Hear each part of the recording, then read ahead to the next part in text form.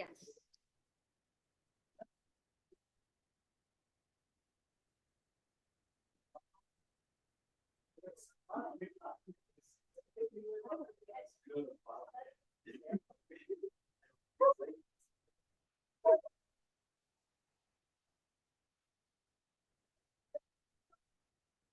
Three cheers for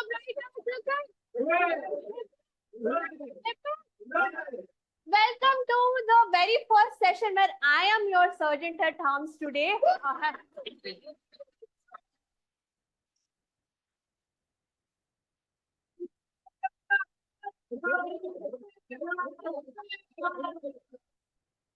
So hello everyone, welcome to our session today, and it's a very special session because we'll be talking a lot about how we got our first pocket money. But before that, since I'm the Sergeant at Arms today, so I have to tell you a few ground rules before we start the meeting. But before again I tell you the ground rules, I have to tell you why we are all here. So those who are, of course, the members know why we are here, but the guests who are still confused, whether you have walked into a room where people are just shouting or howling like animals, this is not.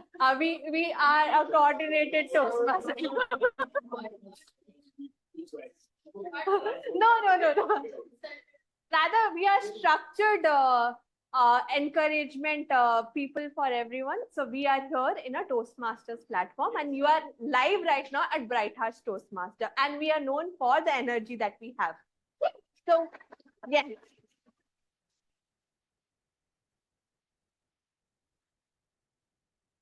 And now, what's a Toastmaster platform? Of course, not for you to eat toast. It's a platform where everyone is nurtured and nourished to become a public speaker or a leader in this journey. It's an educational platform where you take on pathways, take a multiple leadership roles, and excel as a public speaker. So we are in a normal meeting, we usually have prepared speeches, you have impromptu speak sessions as well, and that's where you enhance your public speaking skills. But that's being said about Toastmasters Club. Now talking about the rules and regulations which I had to establish before we start the meeting. So rule number 1, I'll give you like 5 seconds right now. Take out your mobile, put it in silent mode or switch off mode so that when the speakers are on stage, they are not disturbed by any of the calls that you are receiving. So waiting for 1, 2, 3, 4, 5. Everyone is set? Yes. The second rule is don't cross talk or walk around when a speaker is on the stage. Rather, use the time when people are applauding to use that to move outside, and you can do any sort of talking, you can do it outside. The washrooms are right behind the door there. You just take a right, get in. Right side is the male, left side is the female. There will be snacks and refreshment given out during the break time. So till then, control your hunger pants. We can wait. And if you're feeling sleepy, I know all of us are corporate employees majorly, so we can wait for the tea to come and get served. And the major rule is it's a very professional club that we are running. So we avoid using some of the cardinal topics like sex, politics, and religion. So refrain from talking about that. You can again do it outside the club. No one bothers about it, but not when you are among the Toastmaster fraternity. With that, now as we move on to the next, let me introduce our president of the club, who is our charming, comforting, and always there behind the scenes, our area I3 district officer, plus our president, also amazing humor quality when he just puts the stage on fire. So without much ado, let me hand it over to the president of our club, Mani Kumar.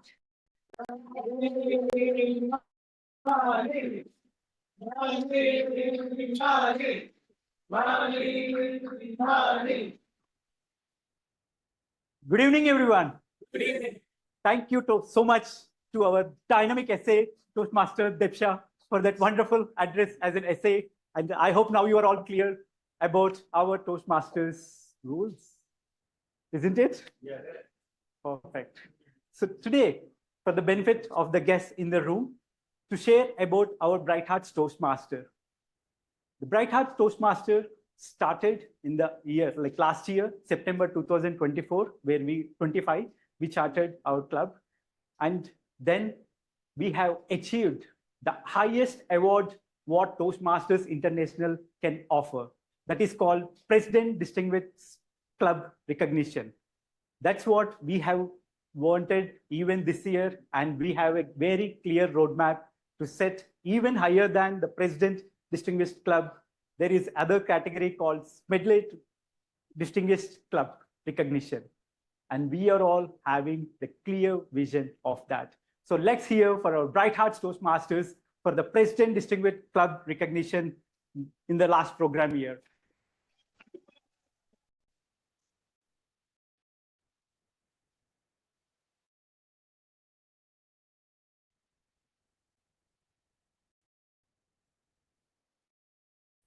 So before we start ahead with our meeting, I would like to call upon few guests on the stage and to share about their name, how they got to know about Toastmasters or especially Bright Hearts, and what are you looking in this event. Are we all set? So first, may I welcome you, sir, to come on stage and introduce.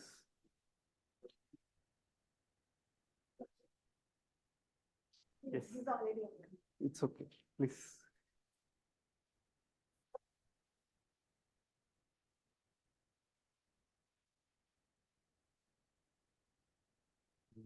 So hello everyone. My name is Swapnil Jain, and I'm from Sawai Madhopur, Rajasthan. And like currently, I've been working as a software developer here in Bangalore, and I've been here for around 1.5 years. And yeah, like I got to know about Toastmaster through my friend. So that's how I managed to come here, and this is my second day. So yeah. Okay. So thank you for sharing about that. So may I welcome any other guests to share about them, how they got to know, and what are they looking forward in today's meeting. I request you to come on stage.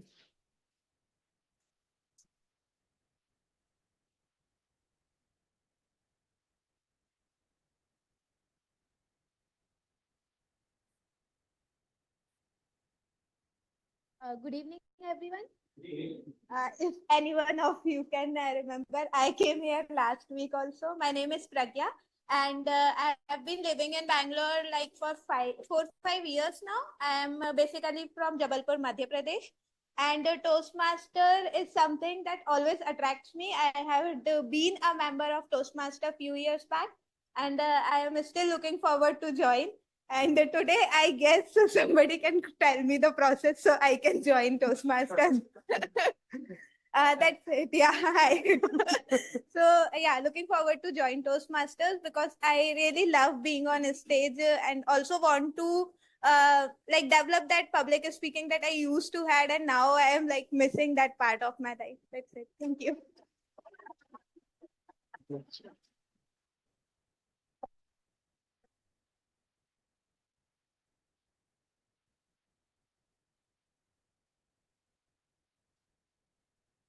Thank you. Thank you, Toastmaster Pragya. I can even resonate it. Like Toastmasters always awaits for the stage. And to help you out, we have our new membership officers, Toastmaster Priyansh. I'm sure definitely he will help you out with the process and you can get started with it. So moving on towards our meeting number 64. Yes. And theme for the day? My first pocket money. Money. So yeah. Yes, thank you for the rhyming word. So when it comes to me, this particular topic of the memories, my first pocket money, like I grew up in a place where there were many frugal uncles, always say no to it, and always say stop you when you want to buy something of your favorite. But thankfully, my father used to like every day give like 2 cents, like 2 rupees every day to celebrate my day. And when I visited one of the electronics shop at that moment, with respect to where I got found about a white color toy car, and which is a wide remote. If somebody would able remember about, there is a remote with red color button and green color button just to move about the motor forward, backward. So to buy that particular toy, I have saved a lot of amount for that, and it was my first electronic toy to make sure that it won't work. So the first thing I did is, after testing it, I just removed it, the screws, and immediately observed what's there inside, what is the action that is getting created. That was the kind of my passion started with towards the electronics. That was one of my fondest memory when I think about the first pocket money. So moving on to our today's meeting, before I call the host of the day, I would like to open meeting number 64.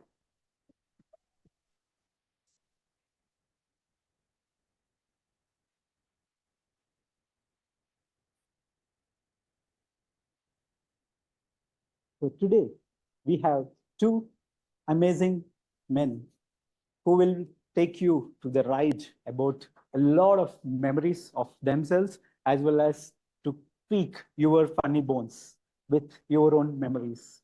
These two men, even they got the morning training from our district club officers training program, and I am sure they are really pumped up and charged up for this particular session to make you and happy to run this meeting a very happy and memorable one.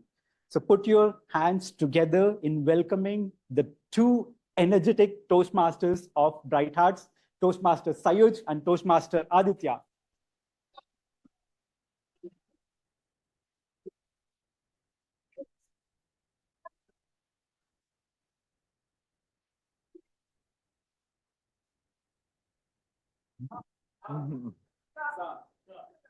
Good afternoon, bright hearts and guests. Great, love the energy.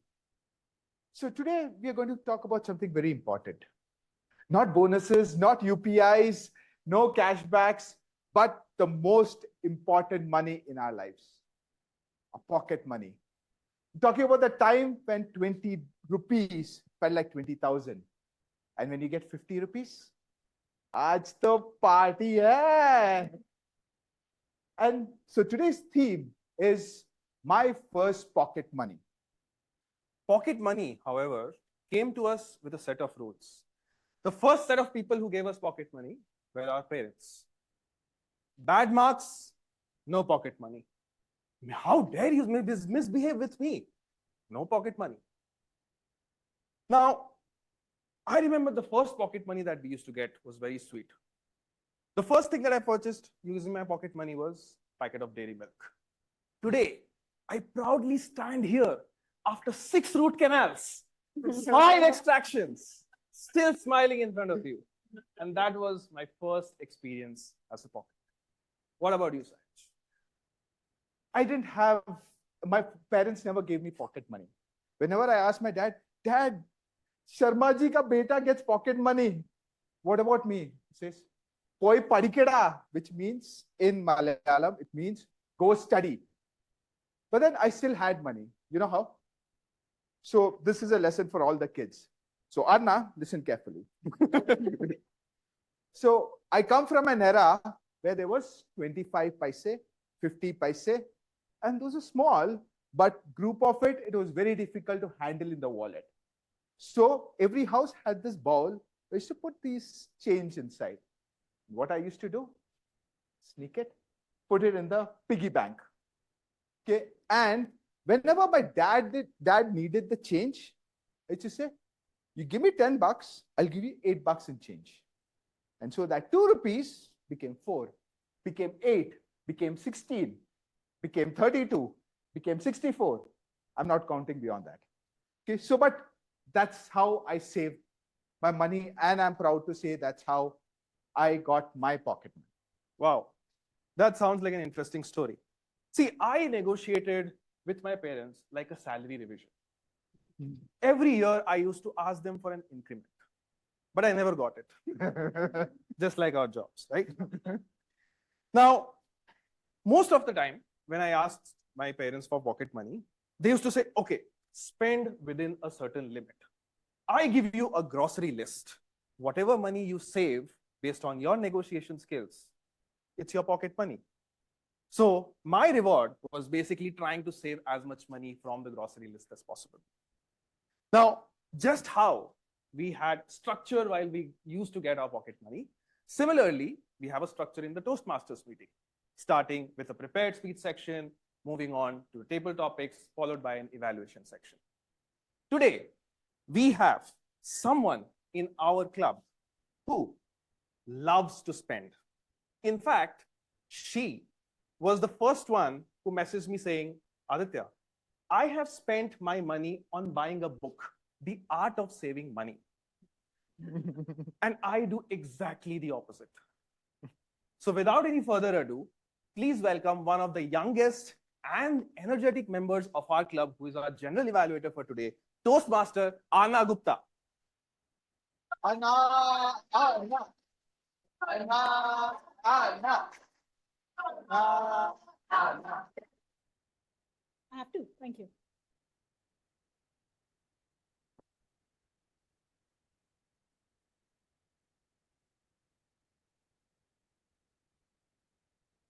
Good evening, Bright Hearts. Good evening. Thank you to both our Toastmasters of the day for that comforting and accurate introduction.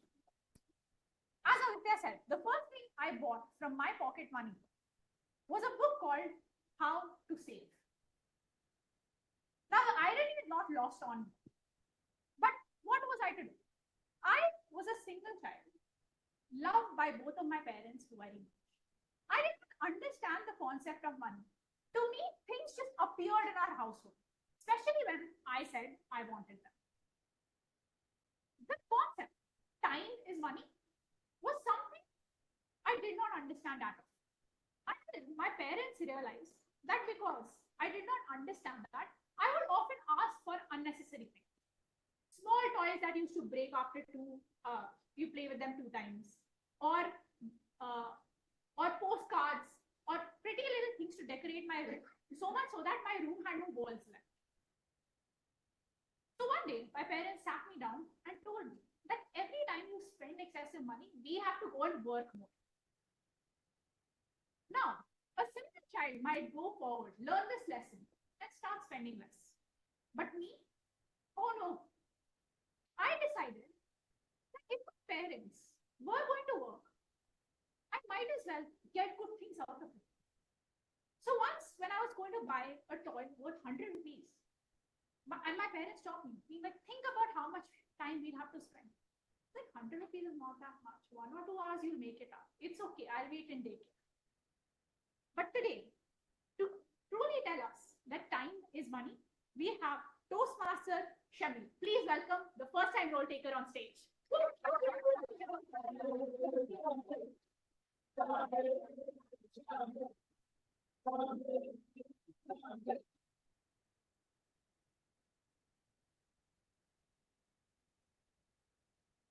Good evening, everyone. My name is Shamil, and I will be the timer for today. Today, we will be hearing many stories about the first money people received. Some stories might be the pocket money given by parents or relatives.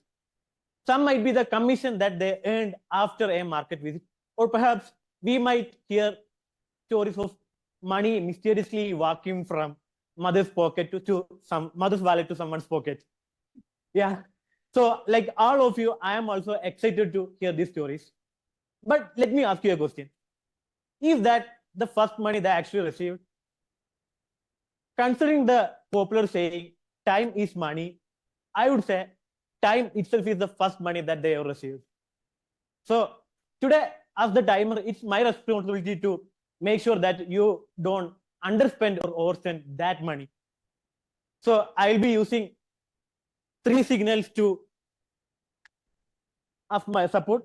So for prepared speeches, At 5 minutes, I will show this green card. At 6 minutes, I will show this yellow card. And at 7 minutes, I will show this red card. After that, again, at 30 seconds, you will be disqualified. Then comes the next section, the evaluation section. On this, the evaluator get it's 2 to 3, right? 2. Yeah.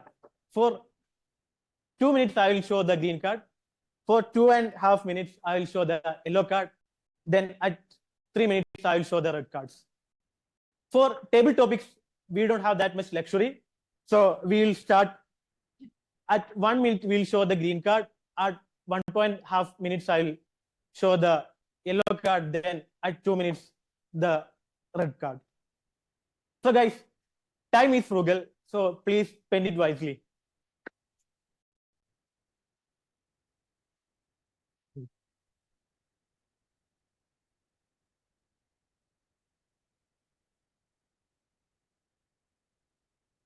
Thank you, Shamil, for reminding us that time is money. Moving on to our next role taker. How many of you here create a budget for how much money you've spent? One person.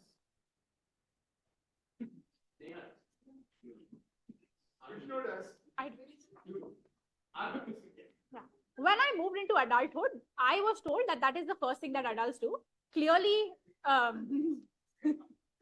clearly somebody has lied to me.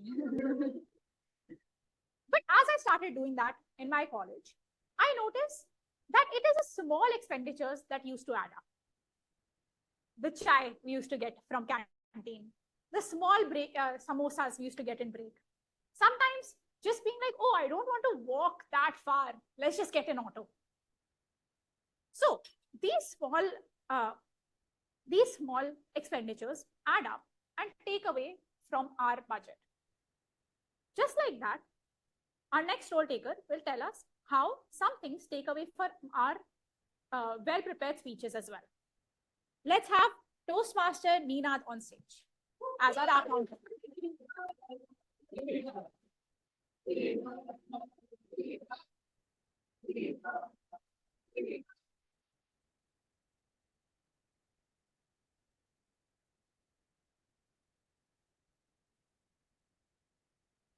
So hi everyone. So today's role, which is assigned to me, is our counter, which exactly suits on me, because from past few days, I have doing a dance movement, and every dance movement I feel like I thought people will say wow, but they are also saying So this is the perfect role which is assigned to me as a our counter.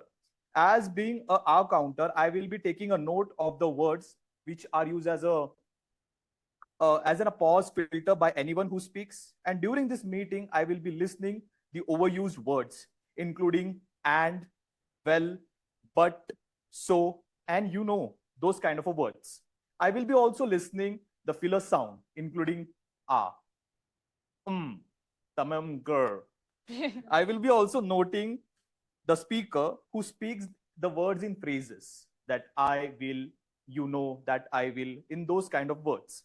At the end of the meeting, I will be sharing the report, the number of time that you have used those words, and those follow. Thank you, Toastmaster Arna.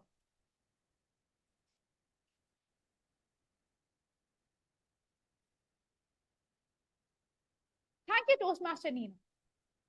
Now, as I was told to create a budget when I moved into adulthood and had money to spend, we also have somebody today who will guide us on the right path as we give our speeches and engage in this forum of speeches, table topics, and evaluation. Please welcome our grammarian, Toastmaster Vibha.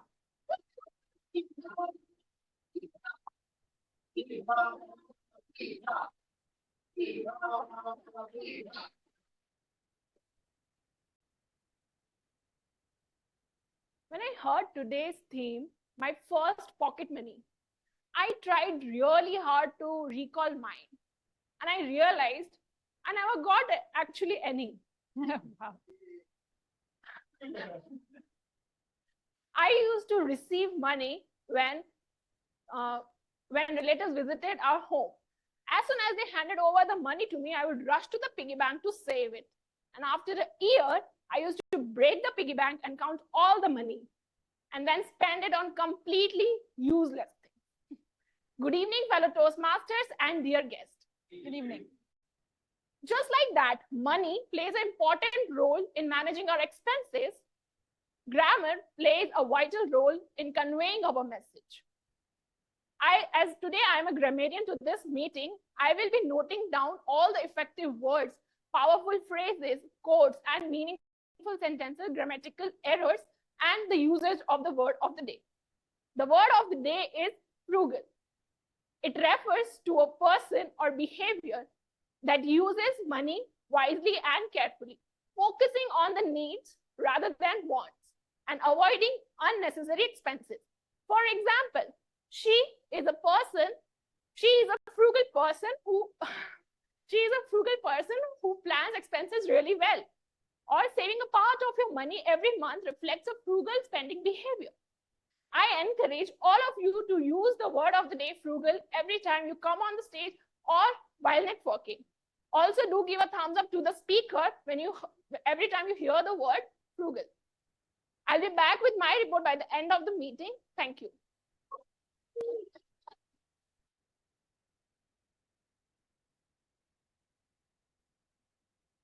Thank you, Toastmaster Vibha.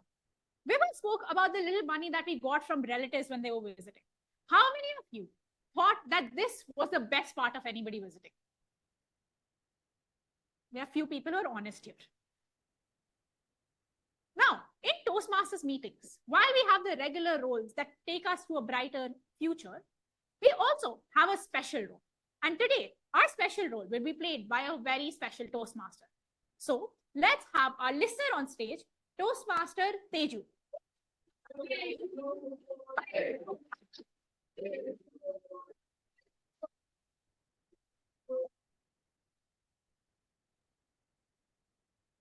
I will sing next time.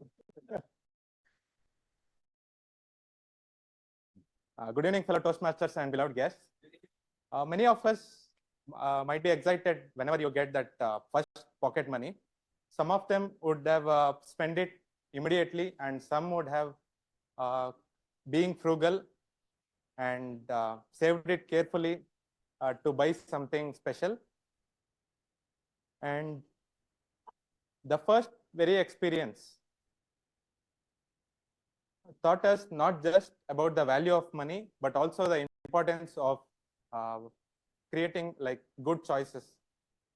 Then as your listener today, I'll be treating every detail in your speeches as a pocket money and short treasures to be saved.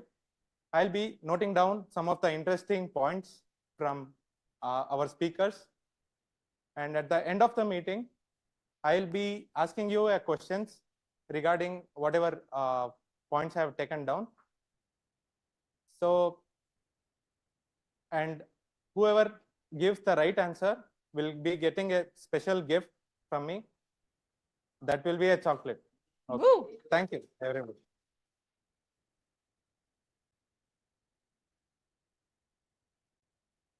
Thank you, Toastmaster Teju. That covers my wonderful team. And with my team, I will be paying close attention to every single thing we do in this meeting. And I hope that we have a fruitful meeting where we use our time, our vocabulary, and the stage presence we have with constant mindfulness, just like a child would spend his money frugally. Thank you, and back to the Toastmasters of the day, Toastmaster Sayuj and Toastmaster Adi.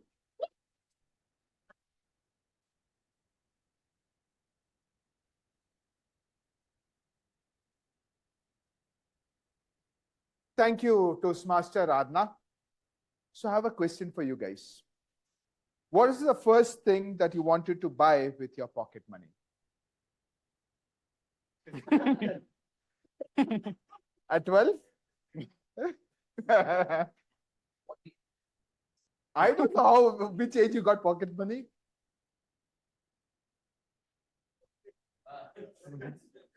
Okay, chocolates. Parker pen. You got a lot of pocket money. Yeah. Rich kid. Uncle Chips, Pokemon cards. Kinder Joy. Interesting. What was yours? Well, mine was Dairy Milk. And yeah, my first love is Dairy Milk. Debsha?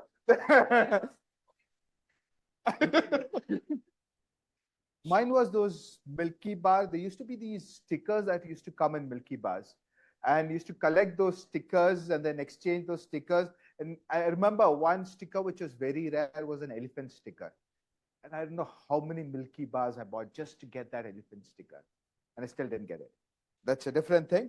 But yes, and as Aditya said,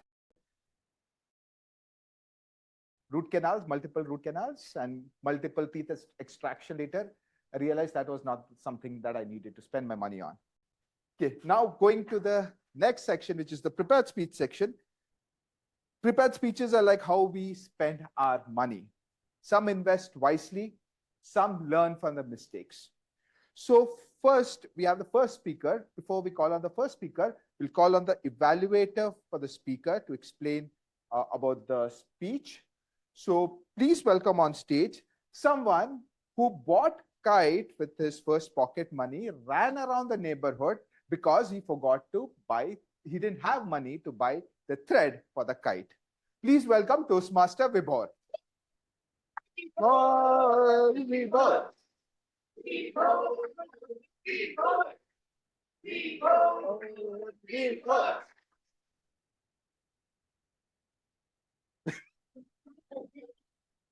Ilango, come here. Hi everyone. Hi dear Toastmasters members and guests. I'm an interim replacement of Ilango. And the first speaker of the day, he's attempting his level 1 project 4. The title is Finding My Space in Mumbai. This level 4 is related to evaluation and feedback, which he has covered in last 3 speeches. So I wish him all the best. And timer, please note that the speech timing is between 5 to 7 minutes. Thank you. Back to Toastmaster of the day.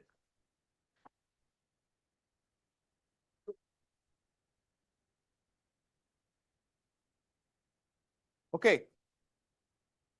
Moving on.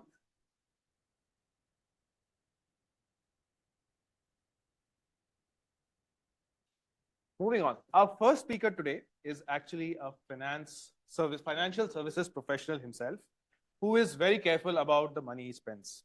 And when I asked him what is the most useless thing he has spent his money on, he regretted by saying that he has bought a big packet of chips and he finished it on the way alone when he was coming back home. If I was even 1% of what he is in my life, 1%. Wow. Okay. So without any further delay, I would like to invite the first speaker for today, Toastmaster Sumit.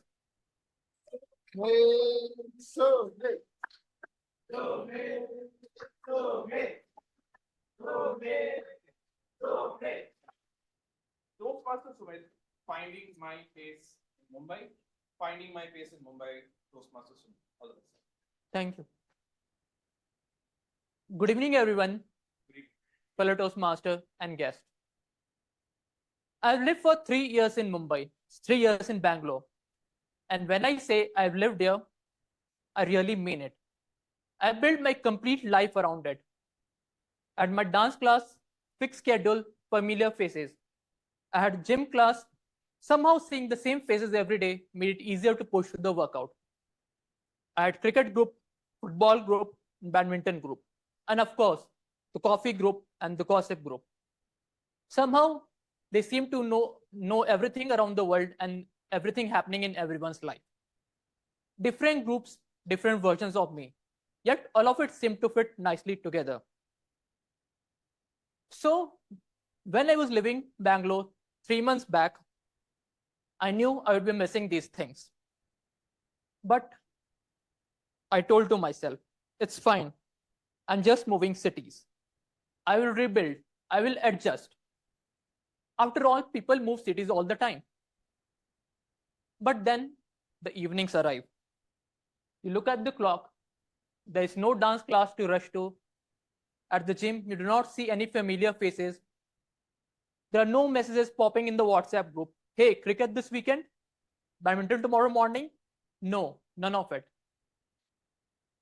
And that is when it hits you hard. Not loudly, not emphatically, but silently. You realize how much of your life was stitched together by simple routine and familiar faces. You realize how much of your life was anchored together by people you didn't even think about twice. But Mumbai doesn't give much time for reflection. The city moves fast, people walk fast, they talk fast, and they execute fast. Days feel shorter even when it is the same 24 hours.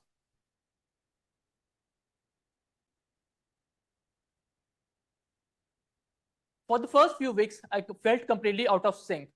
I always felt I was a step behind, trying to adjust to the pace of the city, but the city itself did not adjust to accommodate me. A lot of things felt unfamiliar. Finding places which would fit, where I would fit, finding groups where I could be part of, and finding my way into the flow of the city. There is a strange experience you get. While you're surrounded by people all the time, you feel lonely deep inside. Perhaps because the people you knew are back in Bangalore. Nobody here knows about you, your habits, and your tantrums. You have to start everything from scratch. And starting from scratch is difficult. You realize how difficult it is to build routines. You realize how comfortable you were back in Bangalore. How easy life felt when everything fit itself automatically into a calendar schedule. But Mumbai doesn't wait for you to gradually fit into things. The city keeps on moving and doesn't wait for you to adjust. Initially, I resisted. I wished for things to slow down. I longed for the comfort that I had in Bangalore, the ease of life that I had there. But with time, things began to change. I realized the pace isn't chaos, it's clarity. I realized people are not being rude, they are just being direct. People go straight to the point because time matters. And with that, I also changed too. I realized if I have to build a group, I have to put the effort. If I have to find places, then I have to take the first move. No automatic fallback groups, no automatic invites. I have to take the initiative. When you are alone, you also have a lot of time with yourself. You start appreciating things which you had back, but you don't have now. You start thinking about things which you didn't have time earlier to think about. 3 months in, I'm still trying to adjust to the pace of the city. I'm still trying to build my social circles. I'm still trying to find my way into the city. But I stopped comparing Mumbai to Bangalore. I started liking the pace of the city, the honesty, and the clarity that it offers. I started enjoying. I like that decisions don't linger forever. People move fast and decisions are executed at a faster speed. While Bangalore gave me community, it gave me home, it gave me ease, Mumbai is giving me energy, independence, and way to build my life. Even though I have left everything behind in Bangalore. Some cities don't feel like home immediately. They wait for you to grow into them. I've started encountering the city on its own terms. I have realized that the city isn't trying to replace what I had back in Bangalore, but instead it is trying to help me build something new, bigger, and better. And that is why 3 months in, I started to like Mumbai. Thank you.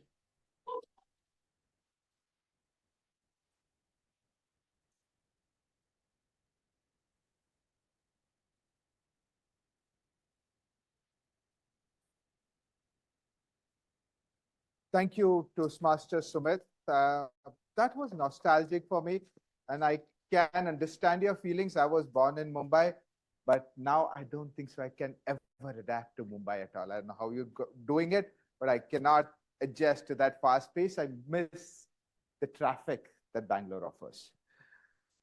Okay, so moving on to the next speech. Before I call on the next speaker, call on the evaluator. Someone who is obsessed with lip balms and has a lot of lip balms, and whenever she sees lip balm, she buys them. Initially, I used to see her with a handbag, and now she carries a whole backpack. So I'm not sure what is in that. So please welcome Toastmaster Manjarika.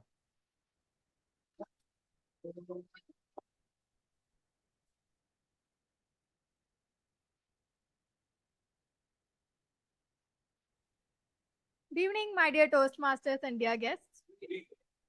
Today, my target speaker will be attempting level 2, project 2 of their pathway presentation mastery. The purpose of their project is for the member to learn about different communication styles and identify her primary style.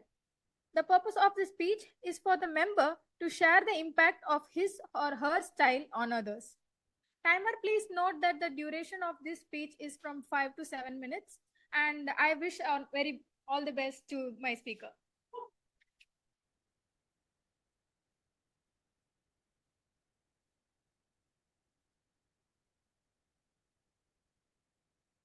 Okay. Moving on to our second speaker. When our first speaker, Sumit, talked about Mumbai, Mumbai leaves a very deep impression on us, right? It taught me that bankruptcy is my next neighbor. No matter how much you earn in the city, you realize, okay, fine. 20th of the month, you need a loan to survive for the next 10 days, right? So our second speaker is also from Mumbai. And when I asked her, what's the first useless thing she bought using her pocket money, she said, I bought a portable radio when I was in college because it was a sudden trend. And it stopped working in a few days. She never told me who did she actually use, what sorts of songs she used to hear using this portable radio. So without any further delay, I'd like to welcome our second speaker for today, Toastmaster Sneha Masali.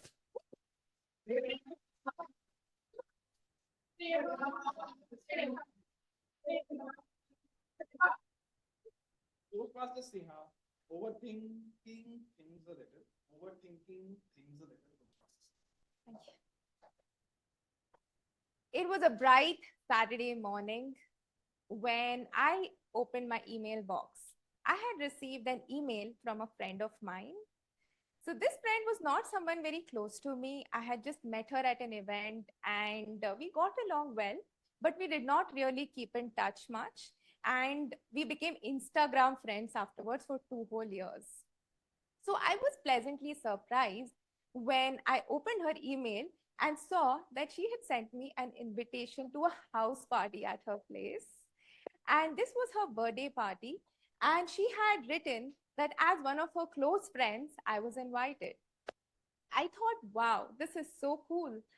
I had not been going out much, so this would be a good time to go out there, meet some people, have fun. And I had 15 whole days to prepare and become the best version of myself. So I was very excited when I RSVP'd yes to this email. Now, I RSVP'd yes to this email. And as this party got closer, as this whole weekend was there in front of me after that, reading that email, I was in a blissful state. I was thinking, what am I going to wear? It has to be a dress for sure. Nothing too fancy, but something subtle that I can just blend in. And Sunday night, between Monday blues and overthinking about the party, I realized that I did not really have a good dress. So the next morning, I opened up my wardrobe and started selecting options of dresses that I can wear. I realized I don't have many dresses.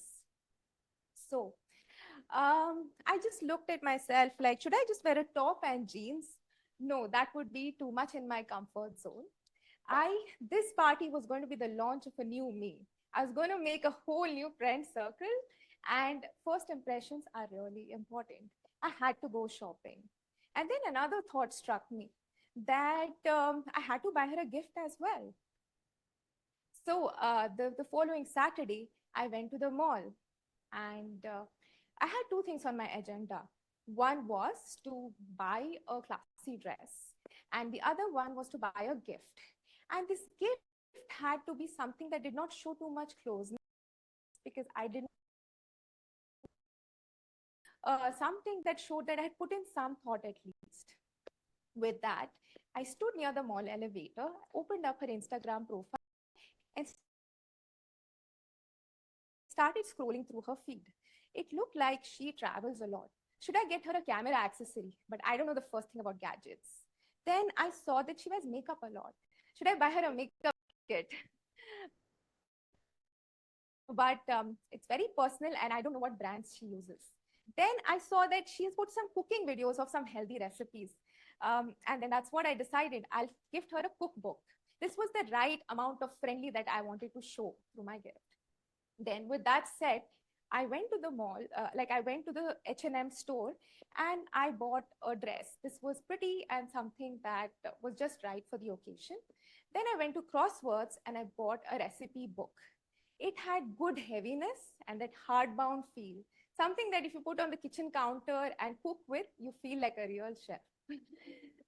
So with my two successful purchases, I went home. So on the Sunday, the next day, I woke up feeling a little odd. A thought had entered my mind. Maybe it had been planted when I was looking through her Instagram profile, or maybe this thought had already been there and it was just making its presence felt. This thought was that I don't really know this girl. What if she just sent out a mass email to everyone she knows and she doesn't really expect that I will come? Then this thought completely took over me.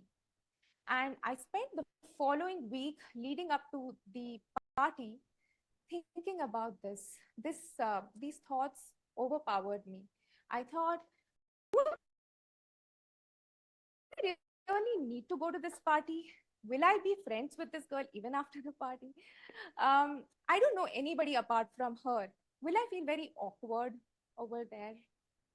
I mean, these kind of thoughts came up. And my mind was divided. On the other hand, my mind said that, oh, at least she's invited you. And what do you have to lose? You can just go there, have a good time, make some friends. I was confused by then. And then my positive train of thoughts was derailed because I took it in a whole new direction. I started stalking her Instagram more after that. I started seeing what kind of friends does she have? Will I get along with these people? Are they too intimidating, too cool? Will I really like them? Do I really like them? And then I even looked at the invitation again and I checked her address. Basically, I was looking for excuses to not go. I was like, will this be too far for me? Weekend traffic is super bad. And it says to reach at 8 p.m. And we know that everybody reaches by 9 p.m. So how will I get home early? So all these thoughts really clouded my mind. So by Friday that week, I was consumed with these thoughts and anxiety had gripped me such that I could not even sleep. And I was dreading going to this party by now. I woke up on Saturday with full-blown anxiety. And I took out my phone and I started typing out a message. Hey, I really wanted to come, but I will be unable to come tomorrow due to a personal commitment. Hope you have a good one. Then I overthought that and I deleted it before sending. I woke up on Sunday. I still had anxiety, but I looked in the mirror and decided that I would go. I rummaged through my wardrobe and I found an outfit that I always felt confident in, and I wore that. And by 7 p.m. that day, I set off for the party. When I reached there, my nerves took over me again.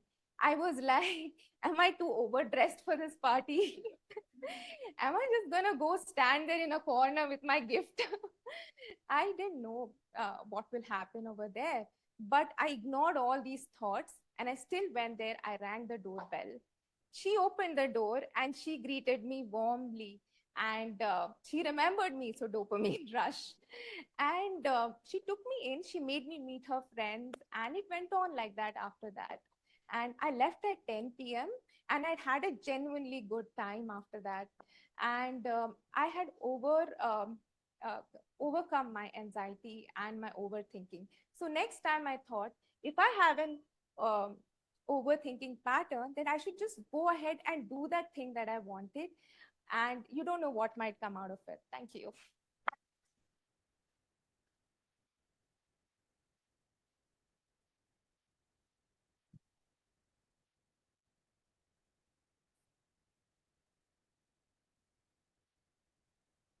Thank you, Toastmaster Sneha, for explaining how you went about overthinking for a small gift. And usually when we have to go for parties, we end up thinking what exactly we should buy. And then we end up buying something from Blinkit or Zepto, whichever is available at the last minute. But thanks for that wonderful speech. Moving on to our third speaker. Yeah, just before that, I want to add something. The amount of stalking that you did on that profile, if I had done that, my wife would have kicked me out. So.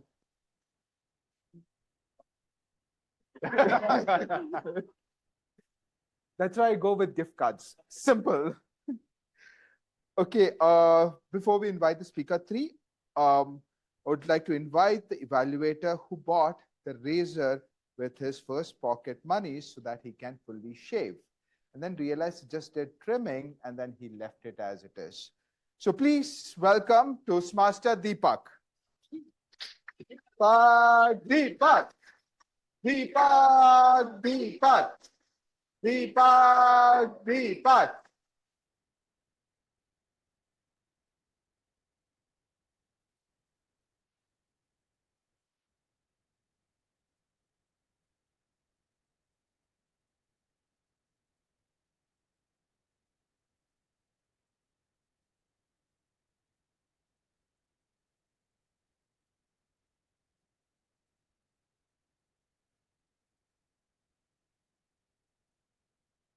Okay, good afternoon, dear Toastmasters and dear guests. I got the question wrong. It was not my first pocket money from where I bought a razor blade. I would obviously not do that because I would be very young at that time. So I thought it is about any of the purchase. The next speaker is attempting level 2 project 1 in visionary communication pathway.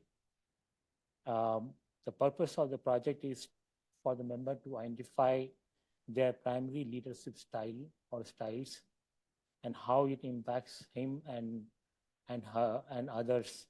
With that, I would like to welcome Wasim Faisal to the podium. Please come. Sorry.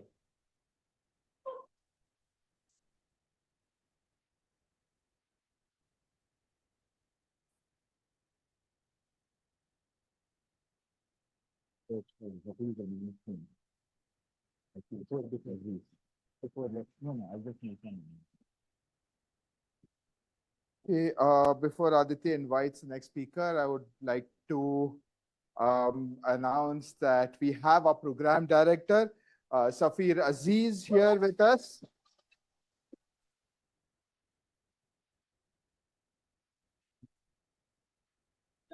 Hooray! Hooray! Okay, so we will move on to our third speaker. So our third speaker is actually a good boy.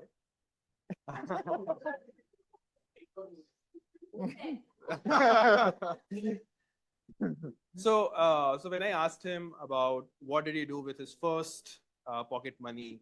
What's the first useless thing that he purchased? He explained to me that he purchased a cricket ball, a rubber one, and it got torn apart in the first over itself. Well, if it had been me, I would have purchased some CDs or some video games, etc., and done some played some random games on my video games when I was his age. But I think this was something that was very surprising to me. Without any further delay, I would like to welcome the third speaker for today, Toastmaster Wasim Faiz.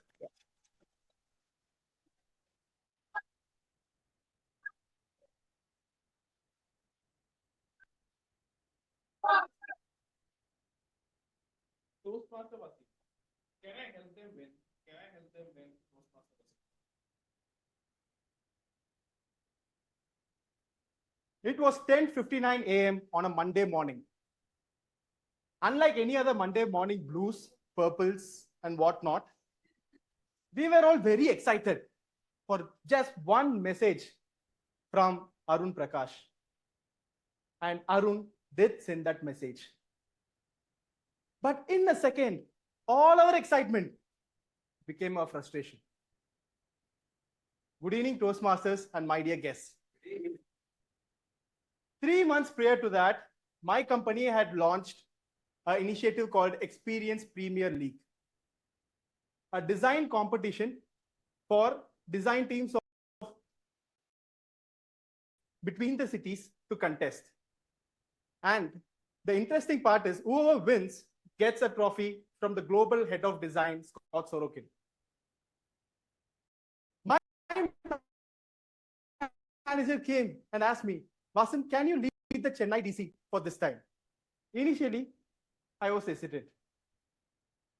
While the other teams had designers from National Institute of Design, Ahmedabad, IIT Bombay, our team had designers from remote corners of Tamil Nadu. Jafar from Sholingar, Savita from Chengalpet. And the thing is, none of us had even a design degree, leave alone a reputed institution. But there was one thing that was special about us. We had a real great bonding. And I always felt that these people are so dedicated and so skilled. And just because of their communication skills, they don't get the visibility that they deserve. So I said yes to Kumaran that day. And my only question was, can I help them get their visibility? Can I help them win? My approach was very simple. I knew their strengths and weaknesses more than they did. All I have to do is connect their strengths as best as possible. And I always kept all the decision making as open as possible in a democratic way that each one had to contribute. The contest started becoming very rigorous, and we were fighting for each and every point that we can score. And we happened to become at the top of the leaderboard for most part of the contest. That's exactly when Arun sent this message, and in a single second, changed all our excitement into a frustration. For this one last task, Arun gave so much points that anyone who could win this could win the whole contest. Which made me think, was all the last 3 months of effort useless? And the same moment, the entire team was looking at me to decide, should we give up or should we fight? I told the team only one thing. We are winning this, whatever it takes. And that night, we sat, completed the task one after the other. We made sure that no one were near to us. And we won that contest. That win as a leader is always special to me, because I helped them get their visibility. I helped them showcase their skills to the global world. I helped them win. I thought I had cracked the leadership code. Okay, you have to know your people, know their strengths, and connect them. And I started continuing the same framework as I moved on. Last year, in my new company, they had a hackathon. So I thought, oh, it's a nice opportunity. Let me repeat the same. I assembled the team. I tried to find their strengths. And then we started participating. And we failed terribly. The framework didn't work. The democratic way in which I used to take my decisions wasn't working when the time was less. The affiliative way where I keep my team bonding together didn't help, and I want to share negative feedbacks. And that made me realize that leadership is an evolving thing. And I started searching for the missing pieces in my leadership style. From then, I started becoming a little more authoritative where I have to. I started setting pace where things were quite slow. I started making these small changes on a day-to-day basis. And last month, we had our hackathon, Technovation 2.2. And we all tried implementing these small learnings that we had for that particular contest. And thankfully, even though we didn't win, we got shortlisted in the top 30 of 170 teams. My style is going to be evolving, but there is one belief that has always stayed with me. One good versatile leader can make a lot of difference. The one who can adapt, the one who can understand the people and the situations they are in. Look around your own life. There could be a team looking for your guidance. There could be a family who's looking for you to guide to a better future. Can you be that leader? Can you help them win? Thank you.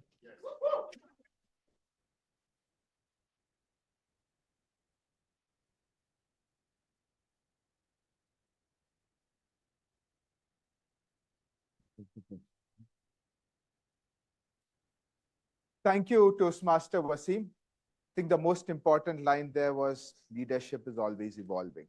You adapt to the situation and you learn from that and then adapt to. So not every situation is the same. So before we go ahead. Yes. Thank you, Toastmaster Wasim, for that wonderful speech.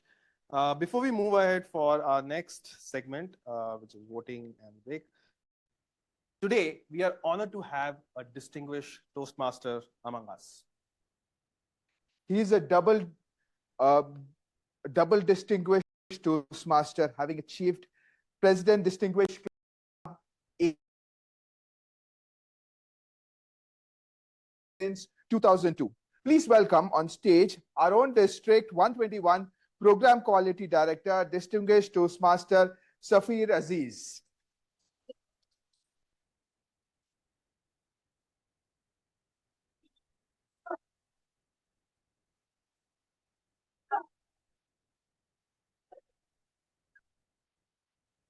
The most vibrant cheerleader award goes to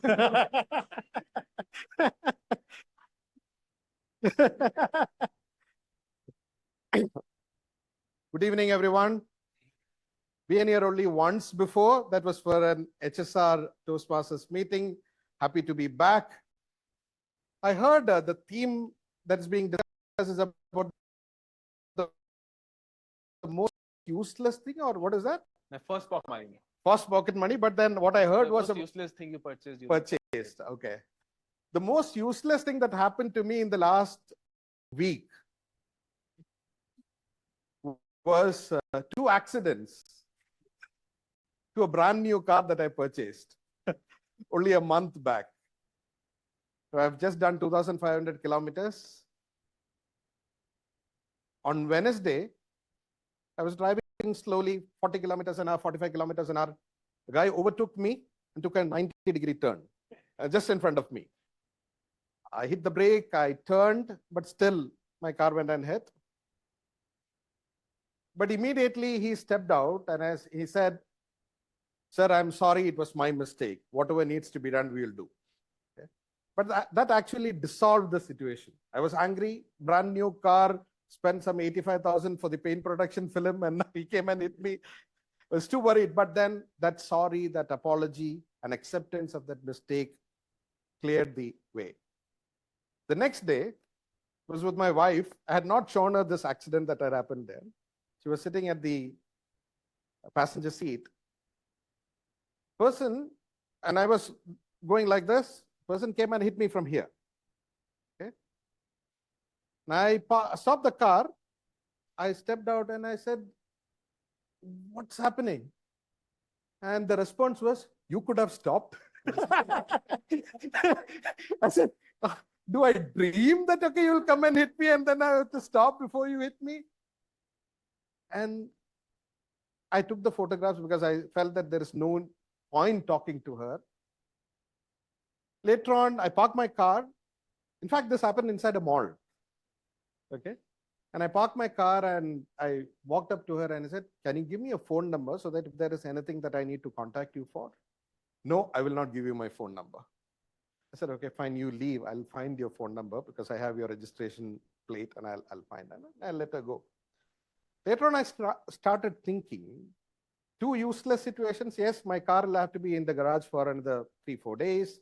But what is it that I can learn from it? One aspect that came to the fore was situations will happen.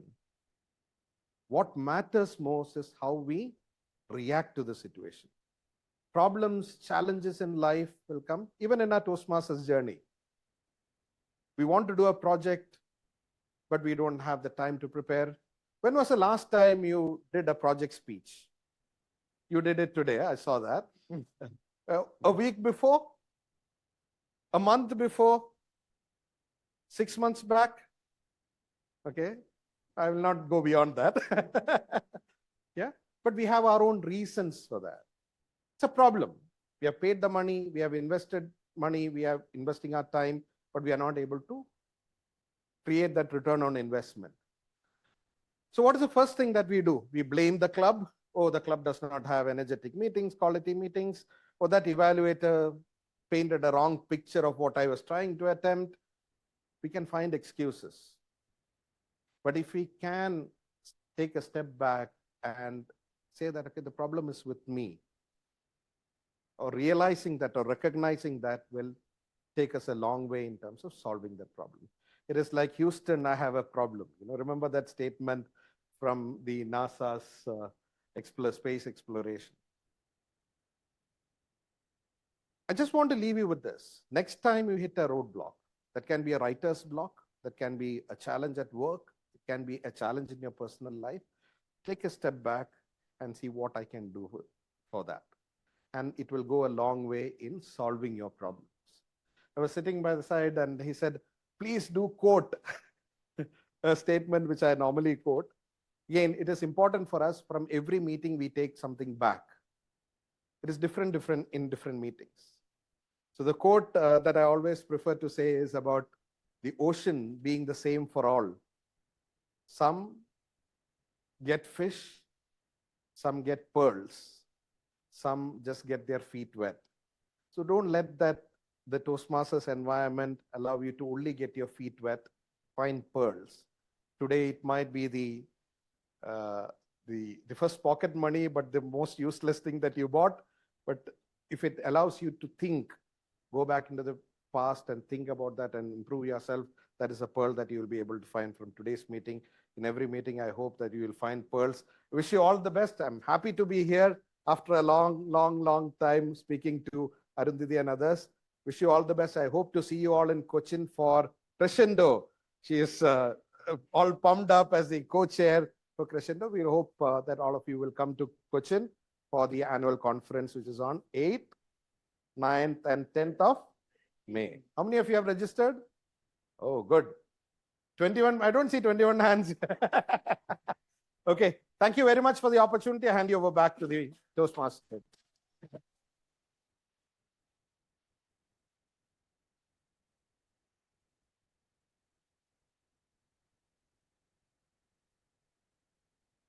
Thank you for those pearls of wisdom. We will now move on to our voting.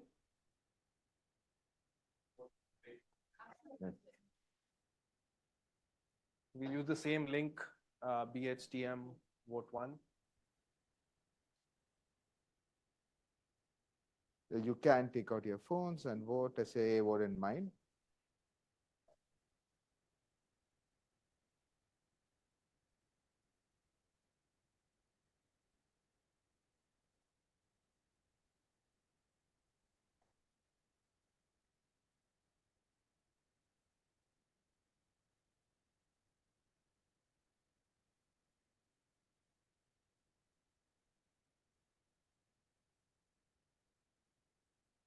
Oh, 15 minutes break, right?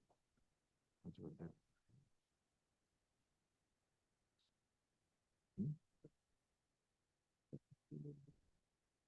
This was 520 was the table topics, right? So maybe 15 minutes, 525.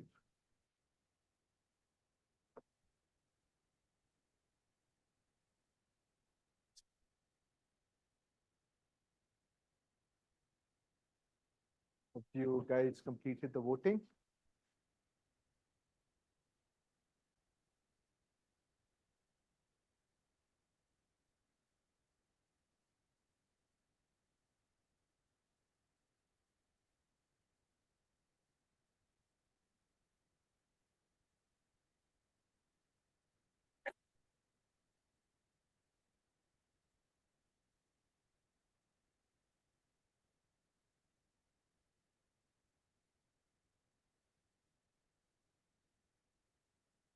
How many responses do we have before?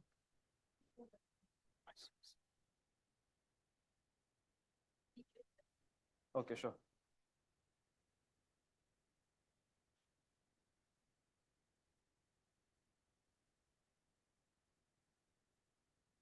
Sorry?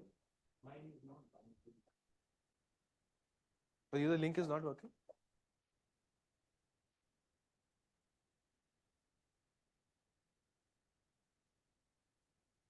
Okay.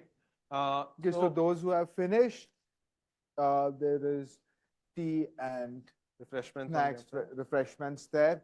We And will be back by 5:25, please. Okay. Huh? People, those who are still voting, please vote. We just have 10 votes as of now. So kindly complete your votes before you move on for the break.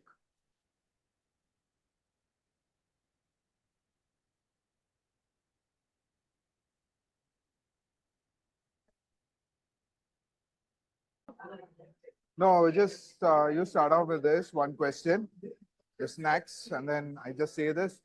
There is and then call.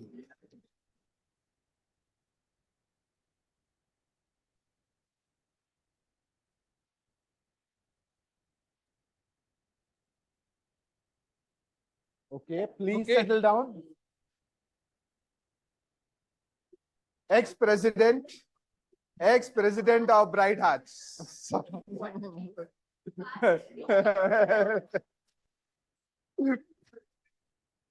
Okay.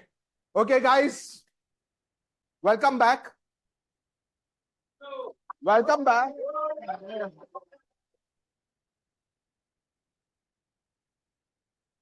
So hope all of you got to have snacks outside. So now I'm going to ask some questions, actually one question. What was the snack that consumed most of your pocket money? Burgers, snacks. Samosa, ice cream, chocolate. I'm looking for some different answers. Gobi Manchurian. Vada pav. Wow. Variety of answers. Yeah. What about you? nothing, huh? What about you? Mine was chocolates all the time. Okay. So chocolates and burgers. Interesting. Okay. So yeah, so as kids, I think we all got excited about the pocket money, and when it all got over, we were very sad, right? And I think that's what happens to our salaries as well. Every month it dries up. And the moment it disappears, we start thinking, okay, how are we going to survive for the rest of the month? So I hope the theme today really took you down a memory lane. And it made you think of the time when we were mini millionaires, when we used to get pocket money from our parents, from our grandparents. And the way we used to spend it, we were like kings and queens with no respect for the last decimal of the paisa that we had. So the lessons that we learned through it were, of course, priceless. And those lessons have stayed with us. So with that, we would hand over the stage to our table topic master. When asked what's the most useless thing that he bought with his pocket money, he said he just wasted money from his parents. So please welcome on stage our table topic master, Toastmaster Akash.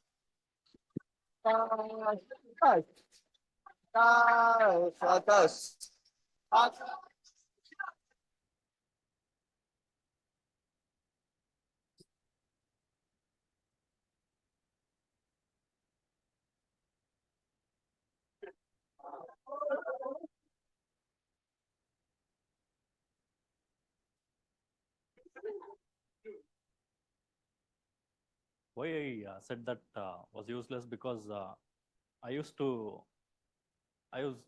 spend less time in the college and spend most of my time outside. Once I was outside and my HOD caught me. I froze. And coming to recent, last month, my senior manager said, "Are you busy on this Christmas?" I said, "No." "You actually look like a Jesus," he said. You know what I said for that? I blessed him saying, "At least I look like a God in your eyes." Good evening, Toastmasters and dear guests. See, back then, during my college, I froze. But now I could respond back. It's because of table topics. It made me think on my feet. So table topic is one such segment where members and guests can come on stage, speak on the spot, and think on the spot and speak impromptu. Just like today's theme, my first pocket money, table topic is also same as first pocket money, where small amount and big lessons. Table topic is also same, where small time you get big learning. And each speakers will get 1 to 2 minutes of time. Green card at 1 minute, yellow card at 1.5 minutes, and red card at 2 minutes. And there will be 30 seconds of grace period. And I request everyone to use word of the day, which is frugal. And I'd like to give a tip from the pocket of one of the legend ever lived. When he was asked a question,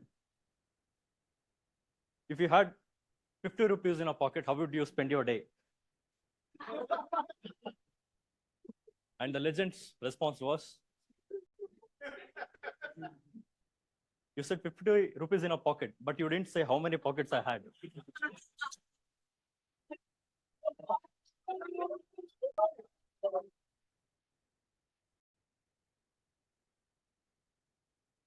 See, in life, we get unexpected questions in unexpected situations, which is not in our control.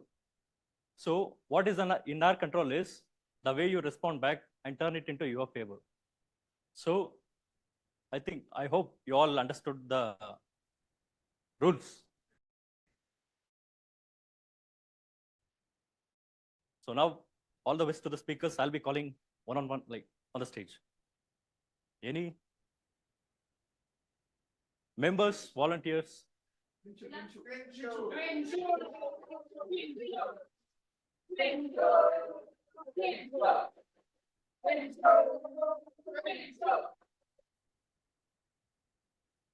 Topic is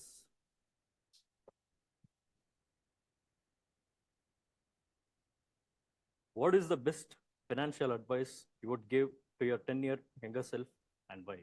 I'll repeat.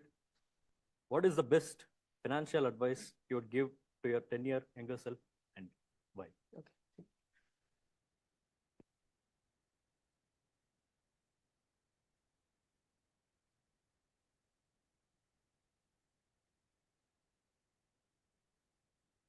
Hello, good evening, bright hearts, Toastmasters, and dear guests.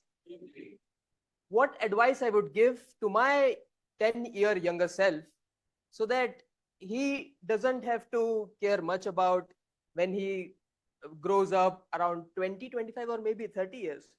So the only advice, the best advice I think of currently and now is focus more on soft skills, learn new skills which can give you 10x or 20x of what are you currently earning.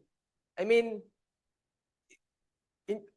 work on the passive income as well, so that one day if you want to become and pursue your passion, you can reject or you can resign from your current job and enjoy the life as you want to. This helps in this helps in what do we love and enjoy the life how rest of we want to. And back to the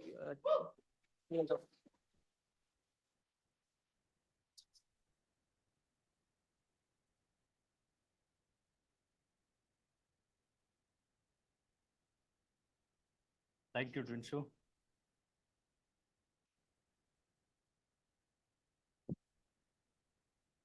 When I would have done the same.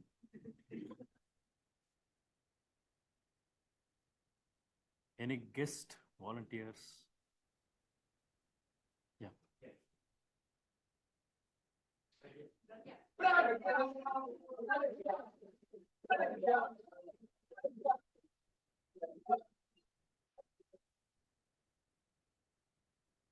The topic is save for the future or enjoy now. What would you do with your pocket money? I'll repeat again. Save for the future or enjoy now. What would you do with your pocket money?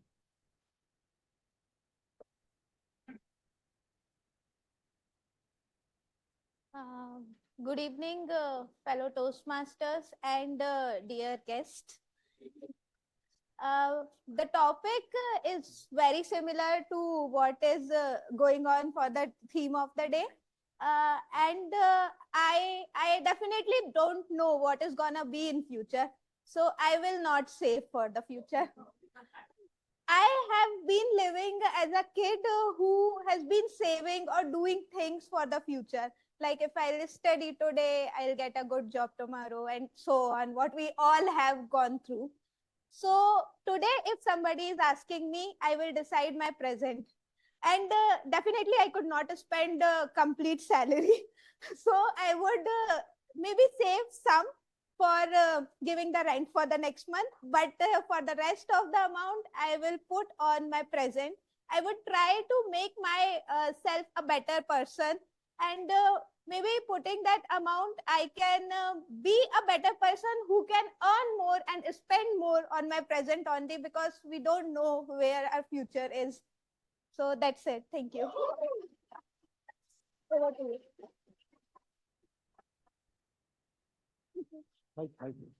Mike.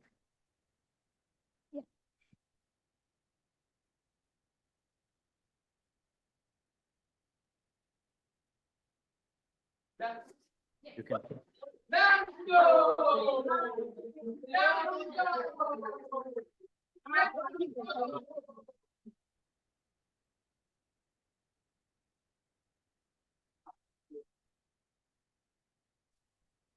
Your topic is you want to attend Crescendo. How will you convince your, the question is parents, how will you convince your family, wife and daughter to get permission? I'll repeat the question again. The question was different, but here he is a parent.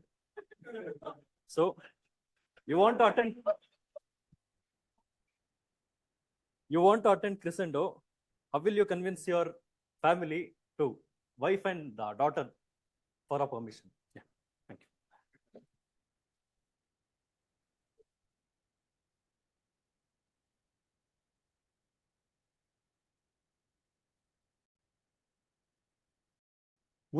Good evening, fellow Toastmasters, my dear guests.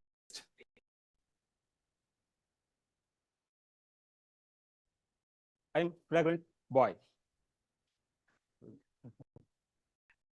Why I'm saying is, always I will advise to my child, like whenever he is asking more snacks, whenever we are stepping out from the home, they are asking to buy the chocolates or snacks or pani puri, something you wanted to buy, you want to enjoy with that. But I will always stop them. In my topics, what he said, like he's also saying, this topic is to children. No, it is for parents. It's very difficult. Why I'm telling? Because I am the person who is stopping everything to buy instantly and stuff. I'm not liberally to give it go and enjoy this life, because I'm the financial what is that financier for my home, right? Like, so the same way, if I'm going to convince my wife and daughter, my wife will say, that day you said you're going to buy one small jewelry to me, but that is 5,000. You didn't allow me. The same things happen when the nose pick, when we are going to buy. He said 200 rupees extra. I told it another shop just less than this. So we'll bought it next day. Still I didn't bought it. This is 6,500. My son is told his trip is 5,400 rupees to 2-day trip. Okay. I stop it. This huge money. It is very difficult to convince them for 6,500 rupees spending my, oh, yeah, as a parent, it's very, very difficult. So with that, I'm telling it's very difficult job to convince them. And anyway, I have convinced them then to go to that crescendo, saying that I will bring my child to that crescendo along with me. That's it. Thank you.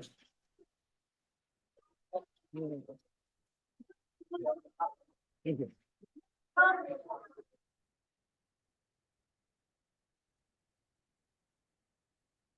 Thank you, Elango. You said it is difficult to convince a family, so I'm not making one.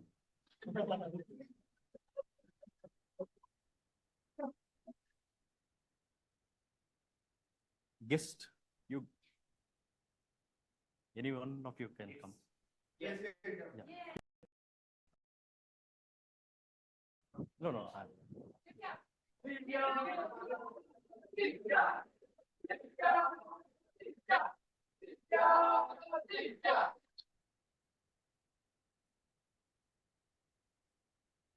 Your topic is, what lesson does life teach us when our pocket is empty? I'll repeat. What lesson does life teach us when our pocket is empty? All the best. Okay. Hi, everyone. Toastmasters and the guests. I'm just learning the pattern right now. Am I audible enough? Yes. Okay. So the topic is what lesson I learned when my pocket was empty. Actually, this has been along the journey my way a lot of time. So it's been a pattern that way. Now only I can say that I'm earning enough that I can fill some of my dreams now.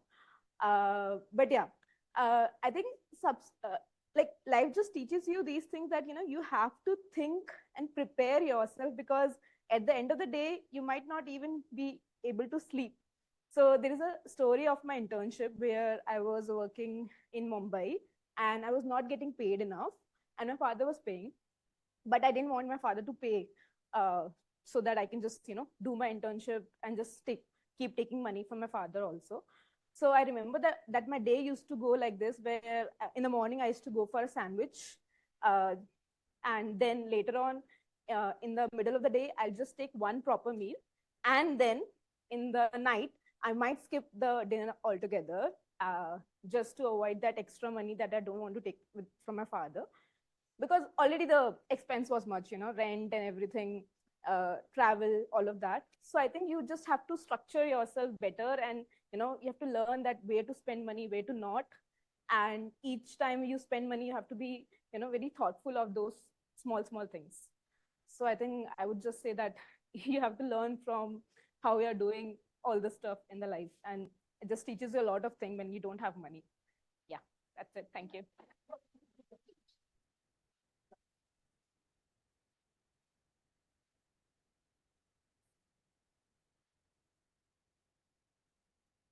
With this, I can see that you are a frugal person.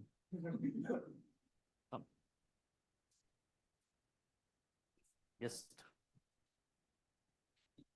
Yeah.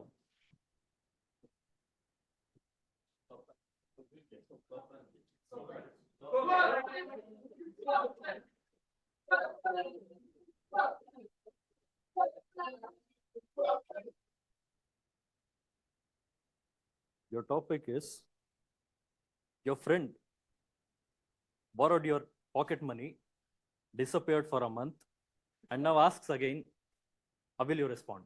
I'll repeat again. Your friend borrowed your pocket money, disappeared for a month, and now asks again, how will you respond? So, hello everyone. So, the question is that suppose if my friend takes money, pocket money from me, and like if he again asks me, like I want the pocket money, so how will I react? So, according to me, I will explain it according to my situation. So, like suppose I take money from my grandfather, because usually I firstly go to my grandfather rather than asking my father or mother, because I usually live in the joint family. So, like whenever I ask about the money, like I want this amount, he does not restrict me to give the money. He always say that, just take.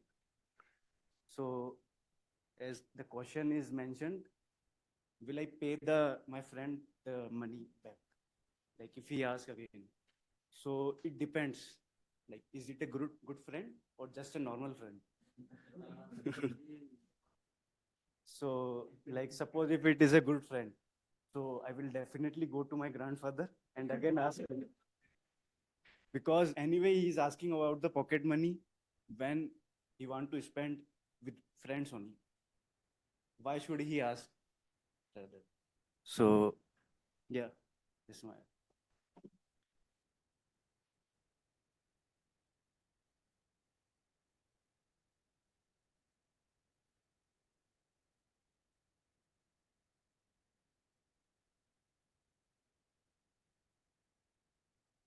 And yes,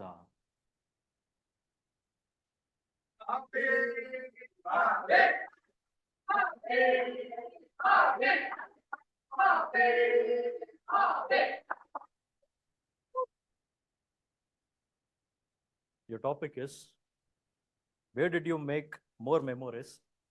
Is it at the table topics in Toastmaster Club, or sitting around a table and discussing topics in the club?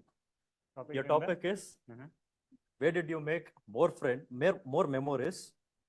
Is it at the table topics in the Toastmaster Club, or sitting around a table and discussing topics in the club outside? Okay.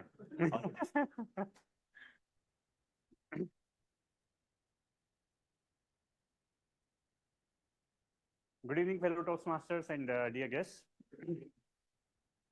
So it depends when I'm sitting outside on a table in a club, I'm sitting with whom, right? That depends on, I mean, if I'm sitting with a girl, definitely I'm making better memories there than I'm making here. And if I'm just there with my family or my father or parents, I think I'm making better memories here. So, I mean, since I joined Toastmasters, coming here every Sunday, meeting people, getting chance to come on the stage speaking, definitely, I think it's not just creating memories or enjoying for that moment of a day, but you're actually building this for your lifetime. So definitely, I mean, coming to Toastmasters is a long-term thing and gives a better memory, but it doesn't compare to when you are sitting in a club with a girl on a table. Thank you.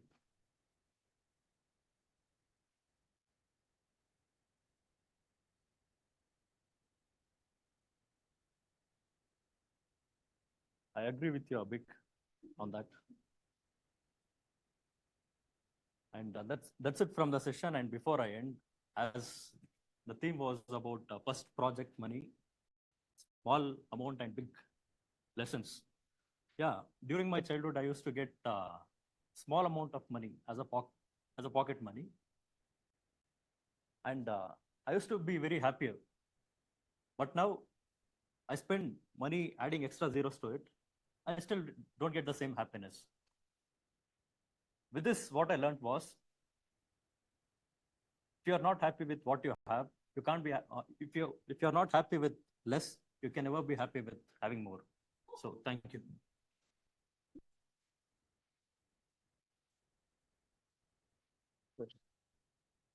With this, I'll hand over the mic to General Evaluator.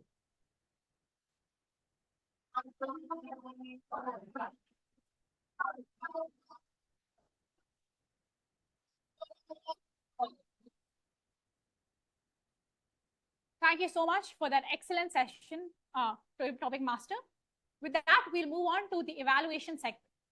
First, I would like to call the specific speech evaluators. So can we please have Toastmaster Vibhor to evaluate Toastmaster Sumit?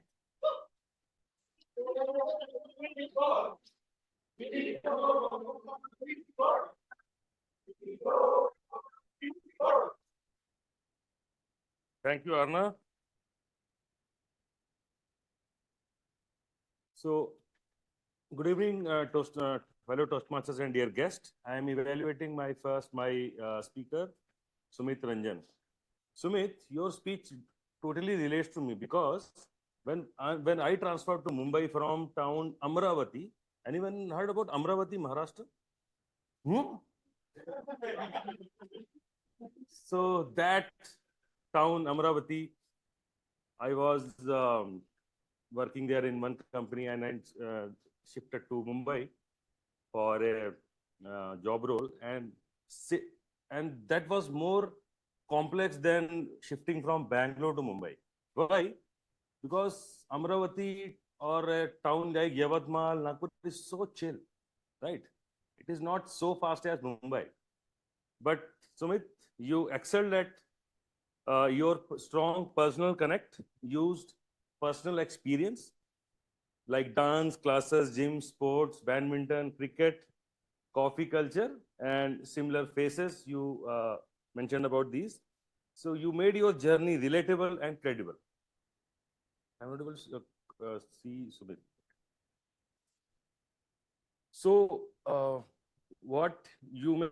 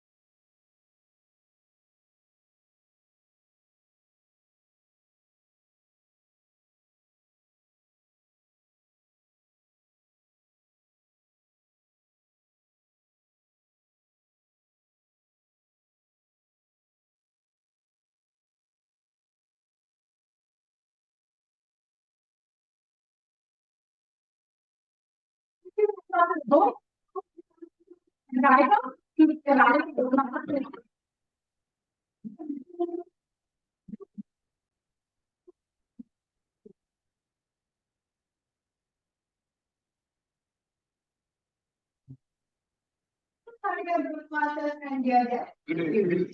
I have a special good evening to my other speakers, Neha Shankar. Due to took us through your overseas experience when a lot of close friends of yours invited you to a house party. And I have two highlights for your speech. Starting with your structure. You had a great structure. You opened with you audience curiosity with.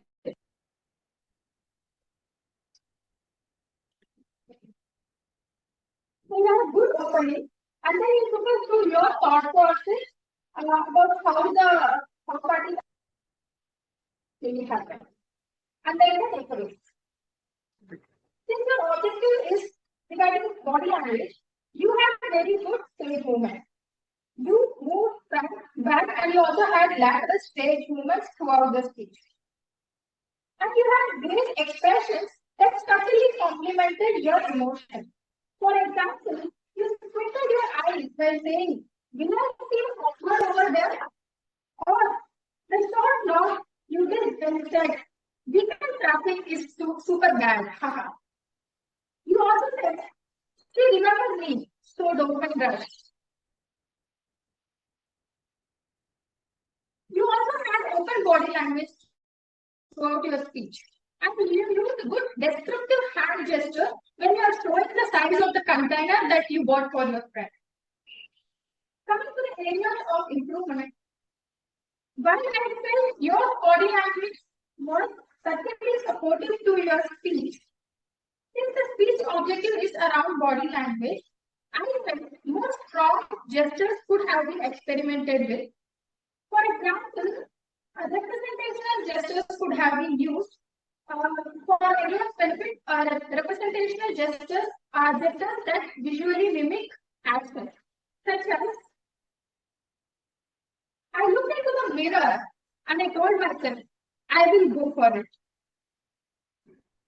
And then you have also experimented with pantomime gestures that can be used to evoke response from audience, such as raise your hand if you have a tendency to overthink. Overall, great structure, amazing facial expressions, and open body language. And if you could work on bigger and stronger body language, you could definitely take your speech to the next level. Thank you.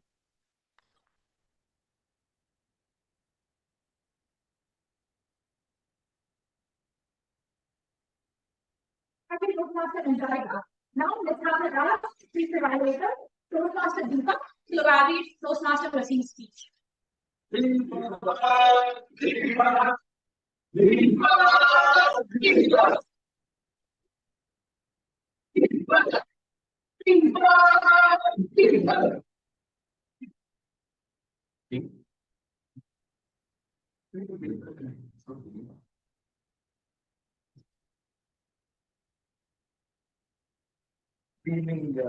Toastmasters, dear guests. Today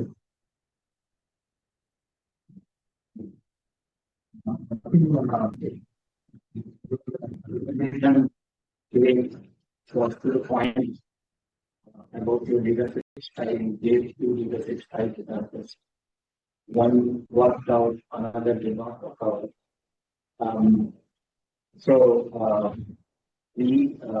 We heard the story, the content, the example was very well illustrated, how it happened and all that. We had a good respect when we started it. We were moving in hands and it was that very good start. Started with keywords, with the audience interest. The tone, the volume, content, they're all very good. I actually don't have really thinking very hard what to give as feedback. I would say that first of all, if you compare yourself with a better speaker and be able to do a better job on maybe on vocal variety, maybe on attracting the audience interest. So you can call it on that. further comments on. Um, and the other one was you would have more space to use. You could have probably used more space. You were using space, but you could have probably used more space, but it's a very small mistake. It was not something which was coming out to be a problem. One thing, the objective of this meeting, objective of the speech was, what is your predominant style of leadership?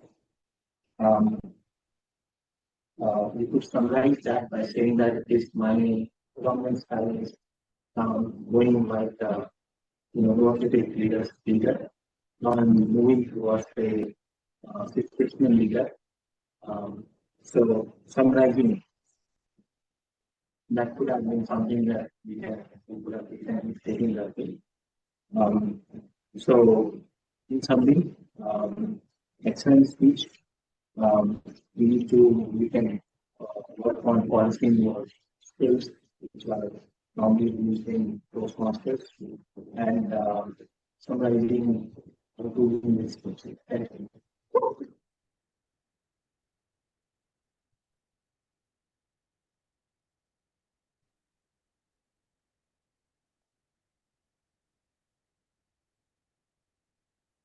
Toastmaster Deepa. Now I'll be calling my tag team. But before that, we have the special role for you. So please welcome our listener on stage, Toastmaster Teju. Teju, Teju, Teju, Teju, Teju. Everybody is ready to get your listening skills? Yes, yes. Arnav got the first grade from First Pocket Money. Which was that book? Raise your hand.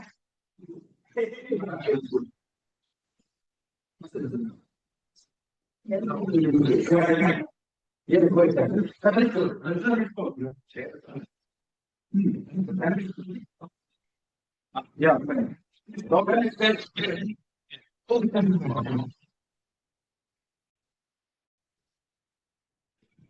So who stayed 3 years in Mumbai and 3 years in Bangalore?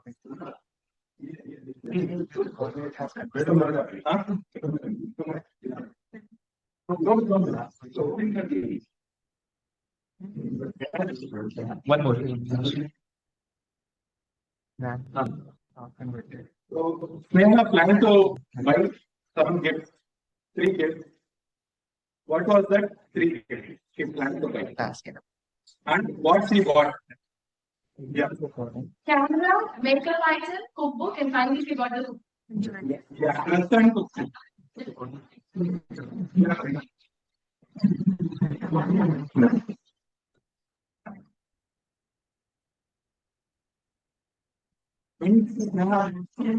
What time?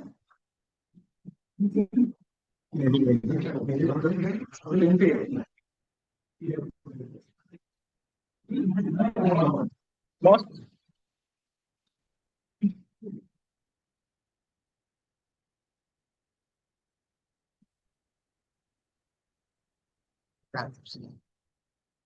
Start with.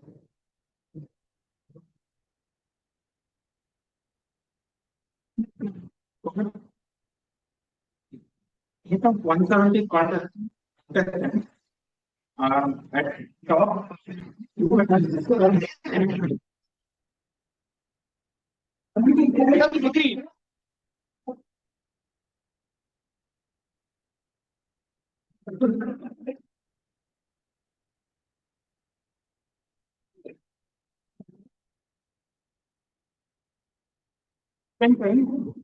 car with an answer. Which place?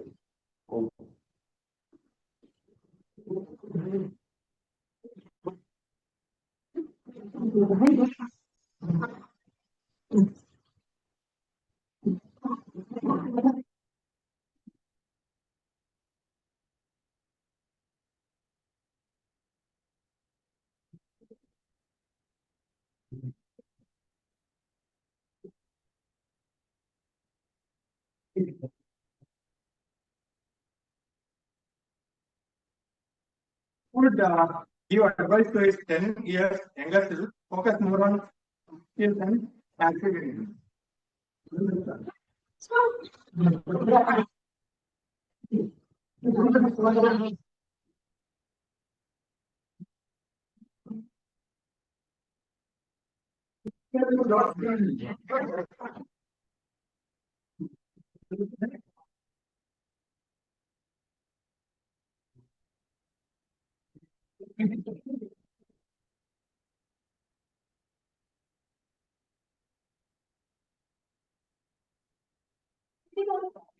Thank you for that engaging session. And I have to have a small announcement. All the chocolates.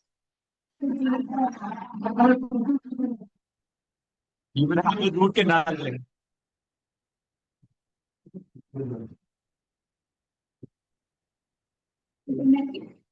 Toastmaster Viva. Viva!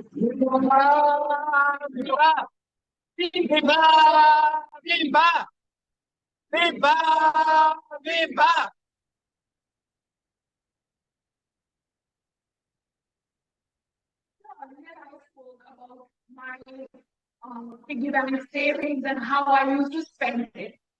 But it seems like, unlike my childhood, today speakers use their words far more widely.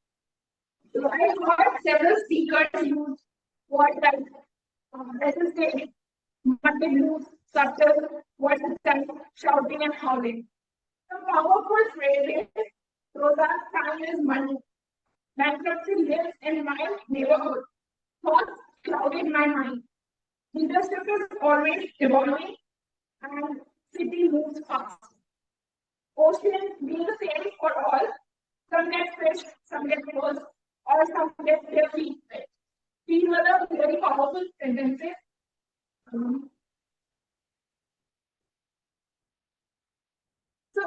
I heard someone say, fill some of my dreams. Instead of that, they should have said, fulfill some of my dreams. Instead of saying small things, you can say little things or tiny things. Also, someone said, firstly, go to my father. Instead of that, you should have used first, go to my father. Or first of all, go to my father. Next one is, he does not restrict me to take the money. The correct sentence would be, he does not restrict me from taking the money. And the word of the day is used 7 times on the stage. So to conclude, if we learn to be frugal not just with the money, but also with the words, so that our speeches will become clearer, stronger, and more impactful. Thank you.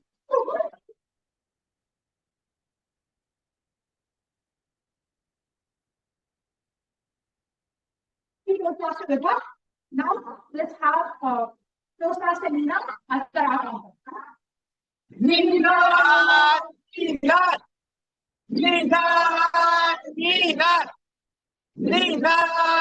Nina!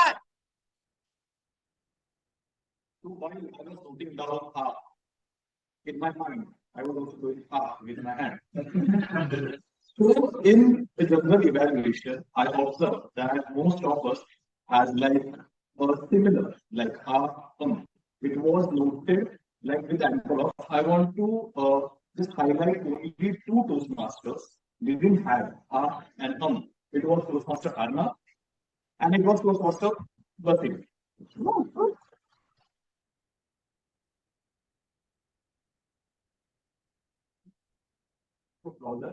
But yeah, we had some few repetitions, words, we had few well, so, and there was also an inappropriate pauses in a speeches.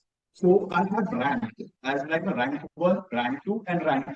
Rank 1 consists where we have like 1 or 2 words or pauses or words like thing. Rank 2, it consists from 4 to 5, like max to max 5 range, where we have did small pauses or mistakes. And rank 3, it has like 6 to 8. So I would like to tell their names, like I would of course rank 1, Arna, Wasim. So we have also Toastmaster Sayush, Toastmaster Aditya, Toastmaster Mani, Toastmaster Manjarika, they had basically 3 to 4. They were, apart from that, it was very, very flawless. In rank 2, I would like to highlight a Toastmaster before, Toastmaster Vinshu, Toastmaster Diksha. So they had 4 to 5. And rank 3, we had like small improvements. They had match. They have went till 8. 8 or repetitive words or pauses. Apart from that, everything was flawless. And that's completed my review.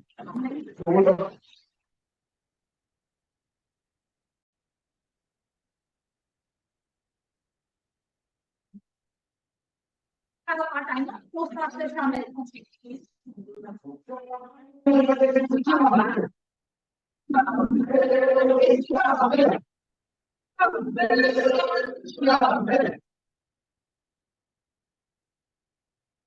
Really nice.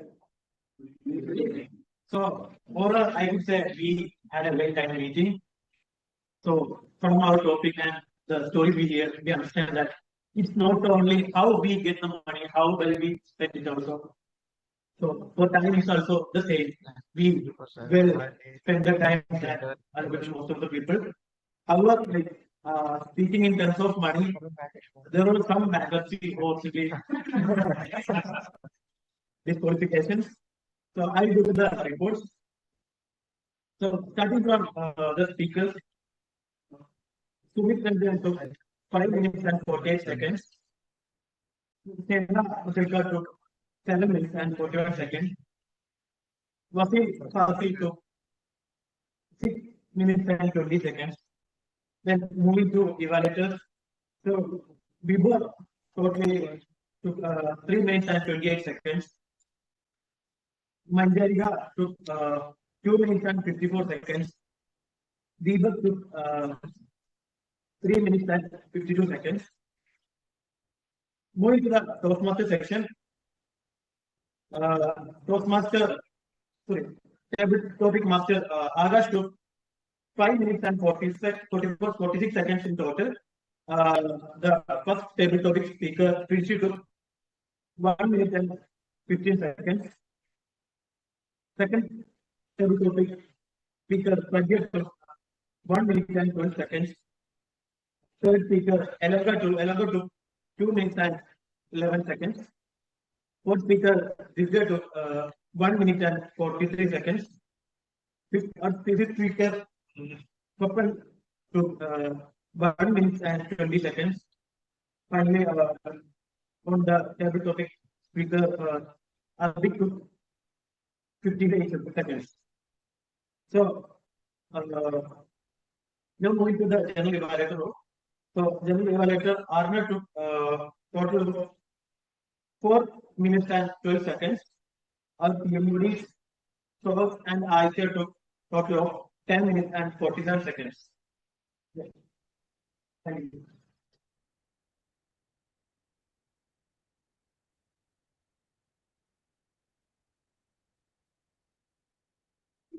Now I want to my general evaluation.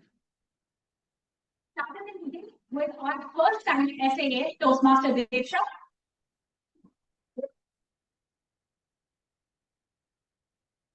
Now you started the meeting in such a high. While other people come on stage, try to collect themselves, slowly put on the mic, you started with 3 cheers for Bright. And that immediately set the mood not only for our members who know us very well, but also for their guests. So huge thank you for that from everybody in this meeting. Your mention of meeting rules was also on point. If I have some feedback that we could take forward in your subsequent meetings, is that when you introduce our presiding officer and our president, while it is lovely to say the personal things about him, like he's caring and he's always there, it is also important to mention his Toastmaster achievements. For example, like we say in the area director. And the same goes for Toastmasters International. While it is very important to mention the objectives for everybody in the room, it is also important to let everybody know the history that goes into it. So it has been going on for over 100 years. It's present in 140 countries, and we are just a small part of it. Now, coming to our presiding officer, Mani. It is so good to see a new president take the stage with such confidence and mentioned perfectly, connecting with the theme, his personal story, and interact with the guests. If I had a minor feedback for you, is that you had a little more time. You ended your speech at 4:11, where you had a few more minutes to. That could have been used to bring even more guests on stage, giving them the opportunity to introduce themselves and setting a trajectory for a meeting where all the time is extremely relevant. Next, I will come to my wonderful Taki. Thank you for your support. First, we have a first-time goal taker, Toastmasters Shravan. Can you please give him a round?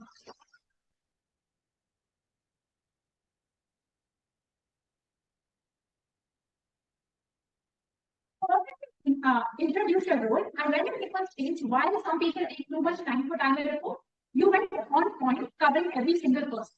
One thing I would like you to take forward is when we have specific disqualifications, you need to mention them clear. And so that the person doesn't feel targeted, usually you're going to go about that if there was one disqualification in the speech segment. The people who qualify are, for example, speaker 1 qualified and speaker 3 qualified. So that lets everybody know that speaker 2 clearly been qualified without pointing the number and feedback. Next, we have Toastmaster Nina, another first-time role taker.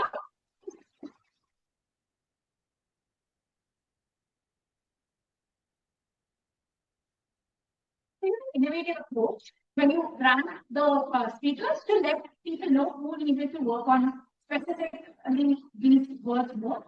I would expect you next time onwards to bring in framework. We have framework we use cluster, repetition, unintentional pauses, and fillers.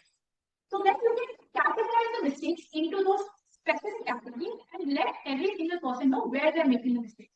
So for example, Anna, you have a tendency to use the filler words Anna. And you can only focus on one category. As a person, know what you can focus on rather than just focusing on the entire thing. Then we have our grammarian Toastmaster Vibha. Vibha, you are a tenured Toastmaster, and every time you come on stage is pretty obvious. You're picking up out of the day that was used so many times because it was extremely relevant to theme.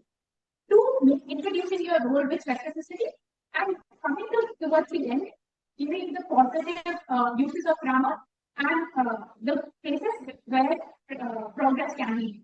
One small trick I have for you is when you tell people about the good usage of grammar, also point out the person who set the stage, because it personally makes the person feel very good about using the stage, and also encourages everybody else to challenge themselves by using higher vocabulary and words.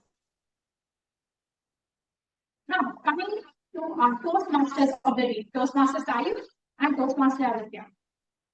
What a wonderful thing. I think everybody here who stepped on stage could relate with it, and that is the color of the Toastmaster. So that is my main highlight for you. Picking such a versatile theme and then bringing everybody in by personally texting everybody, oh, what did you do? What's the most useless thing you got to their pocket?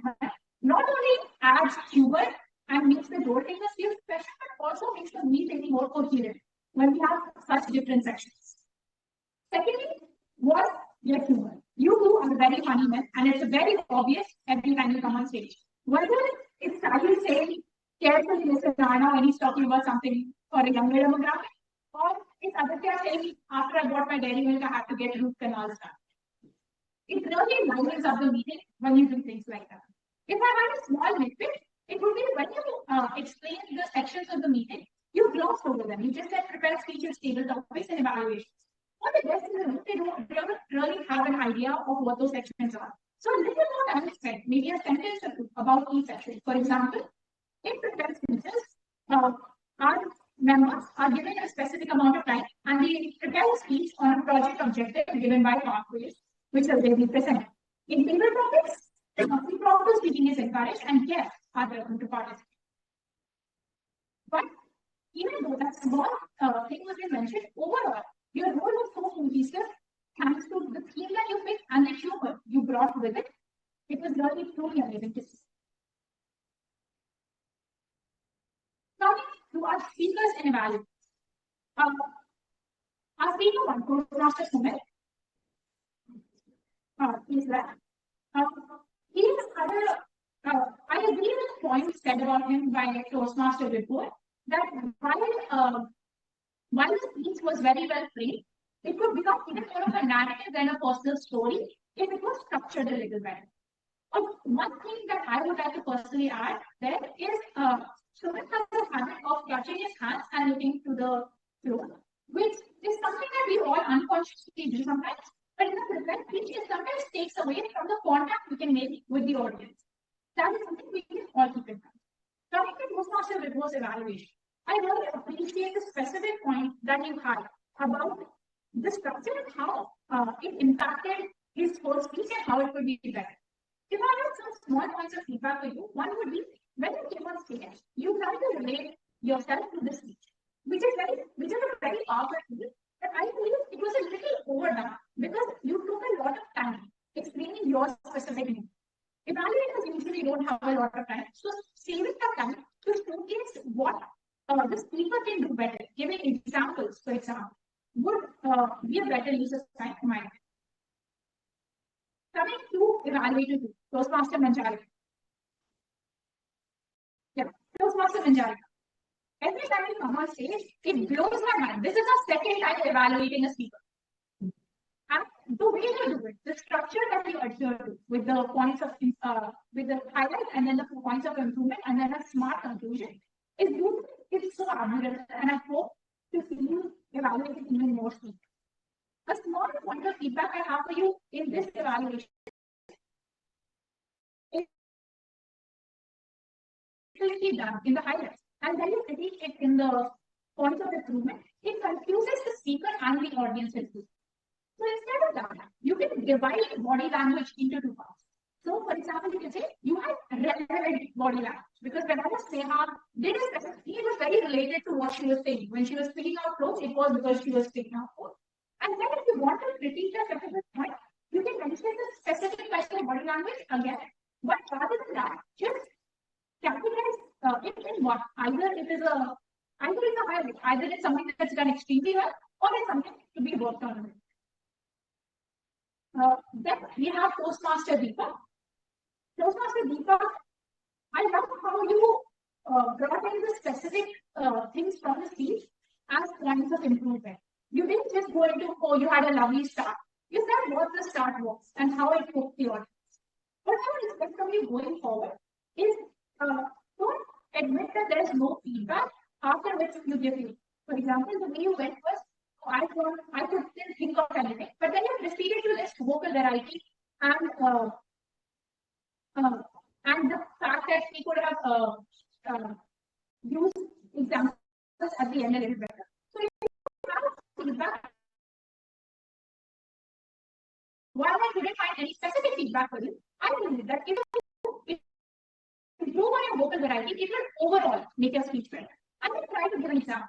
For example, when Wasim won the contest, we would say, Toastmaster Wasim, when you won the contest, why you didn't state it? We couldn't feel it. So instead, if you took your voice higher and you made your presence bigger, we could also be able to. Coming to Toastmaster Wasim, why was an explicitly delivered speech from beginning to end, with your style going from democratic to a little bit authoritarian, but at the end being versatile? I believe that you missed out on the opportunity to give specific situational examples. So, for example, when you said, I listened to everybody's class. So, you could say instead, my names that I stated it at the beginning also. I would give immerse us more in your story and give being an experience rather than just a report. Coming to our table topic master, Akash. Toastmaster Akash, you are an extremely funny man, as the audience has said. It's your strongest point. It helps you convey big messages. A personal favorite of mine was when you told us about how the story about the man saying how many pockets do I have, and how you translated that into turning every situation into our table. That was an extremely well demonstrated example. Every even a family doesn't know Toastmaster. One small piece of advice I would give is if you have topics that are not exactly relevant to the person who's coming on stage, pick them. On contest levels and further, we don't really have the luxury of picking a topic that fits our exam paragraph. For example, if I have been to opt, for example, I get a topic on how to utilize my salary, I can bring it away and first of all change the topic. So be confident in your topics, even if they are situationally specific, and trust that our members and even the guests will step up to the challenge. Coming to table topic speakers. First, I need a little more time. First speaker, Toastmaster Quincy. When you came on stage and when you critically looked at the topic and gave your solid piece of advice, I was sure that it was going to be a banger from end to end. One thing I would advise you to do is, yes, while the topic is 1 to 2 minutes, don't just look at the green card and say, give examples, bring in your personal story. So when you say that, yes, you should develop skills that don't leave you at the mercy of any one job, give an example. So you could take the example for Toastmasters. So therefore, I come to Toastmasters to make sure that my communication skill is on point. So if tomorrow I am forced to give an interview, I can walk in and tell them that while I cannot have all the technical skills, I surely do have the communication. Coming to table topic speaker number 2, guest Pragya. It is the second time you come on stage, and I would encourage you to keep coming on it more and more, because you perfectly attack the specific subject that is mentioned, even though it was a little challenge. Most people would find a topic that compares two situations a little challenging. You went on stage and you were sure of what you were going to say. So you said, because we don't know the future, I will spend my money in the present. One thing that will bring even more relatability to your topic is bringing in a personal example. Saying like, oh, for example, if I found 200 rupees in my pocket right now, instead of putting it in some small FD or depositing it in the bank, I would go have a samosa with a friend. Because that memory would last forever. Coming to the topic, speaker number 3, Toastmaster Orlando. Orlando, sorry. Toastmaster Orlando, with the experience you have as a father and a husband, and when you bring that on stage, it is just pure comedy for us. I think it was very helpful when you attacked topics. You were, even though you knew you couldn't win the chance to spend your 6,500 rupees, you still made a story out of it. Instead of just being like, yeah, I will never get the chance, I'll walk away, I guess. One thing that you can bring in more next time is an intentional pause when you are talking about different sectors. So, for example, your wife would say no, and your daughter would also say no. So, you can step on the stage here and be like, my wife would say no because of this specific instance where I deprived her of jewelry. And then you could go on here and be like, my daughter would also say no because I told her she couldn't go on a specific speaking. That would give the whole audience time to catch up and you also catch up. Now we have Toastmaster, guest Divya. I'll just quickly go through. Toastmaster, guest Divya, I think did a very good job, and please coming on stage more. Specifically, when you had a whole story that you said from beginning to end. The second last topic speaker guest.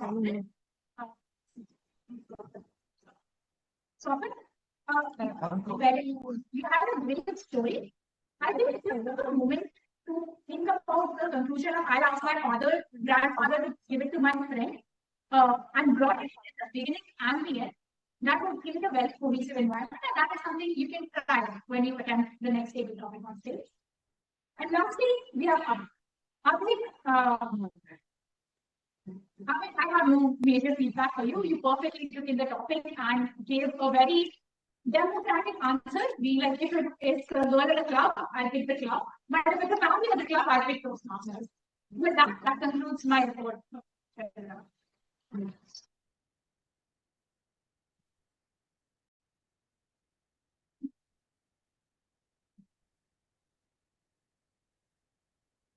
We have voting for the best role player.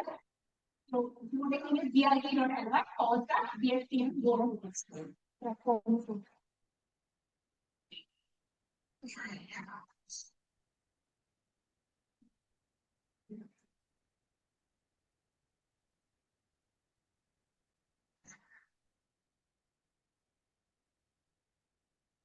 Start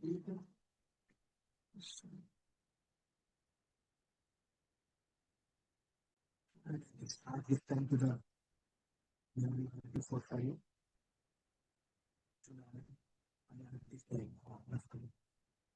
Just write a note.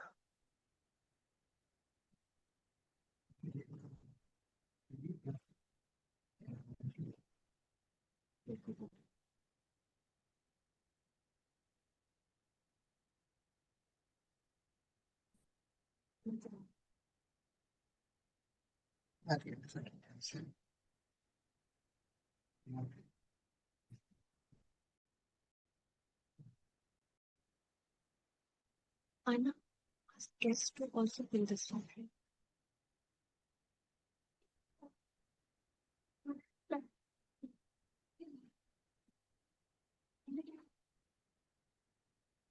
Please surrender everything.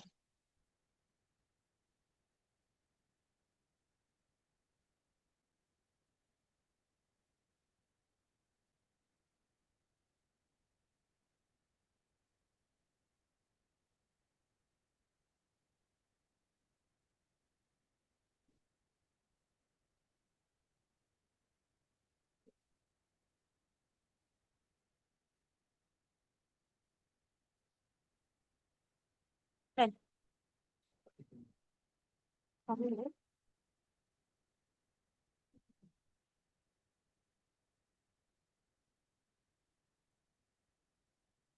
Yeah, I hope everybody continues voting. I would like to call the presiding officer, Toastmaster Manik, on stage, please.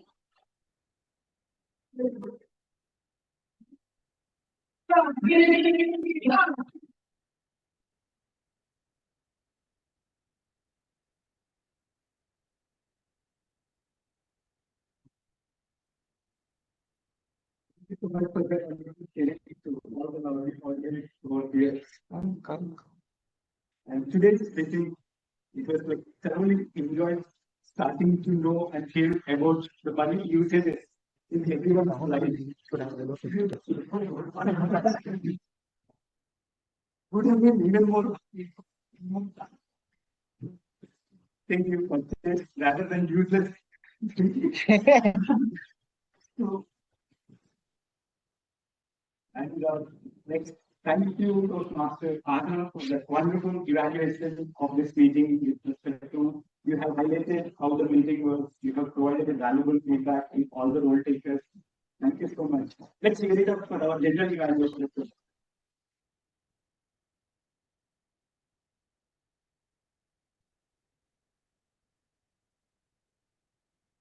So one quick point, like based on our agenda, we will be slightly running overboard on time. I hope everyone is okay with support. Thank you for that answer. First and foremost, I would like to facilitate the dignity in the room to have that. I'm so lucky to have him over here in this meeting after the tireful entire funding of the club officer training program. He came from Kochi to Bangalore, and he has spent a lot of time over here and sharing his pearls of wisdom with all of us. Please put your hands together for our distinguished Toastmaster, Safir Aziz.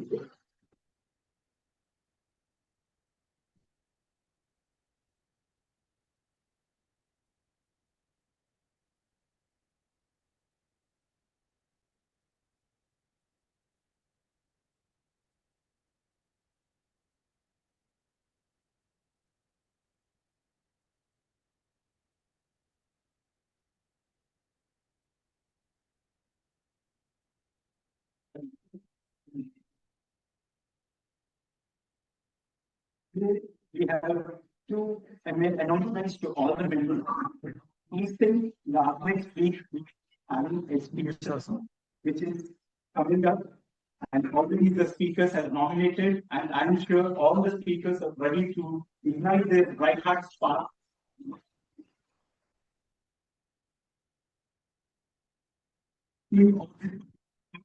It is all about igniting the bright heart spark, and together we are going to leave our mark.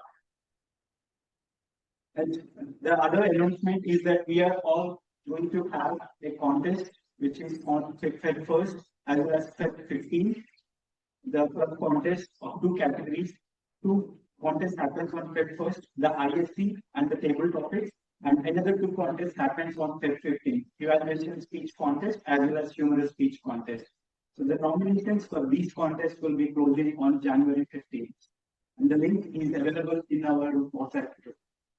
If any members need any help, feel free to reach out to our experts, our club founders, our vice president education officers, as well as me, whatever help I can. We are always ready to support it. In the next and very most important thing, it is really a great opportunity to thank this particular member or the person whom I have met, whom you all met, where we had a wonderful term the last past 6 months. I would like to appreciate our immediate past president.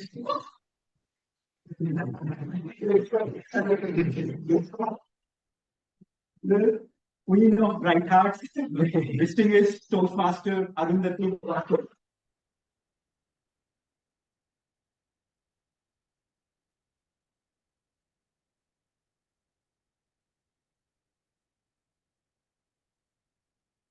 Yes, the Queen of Bright Hearts,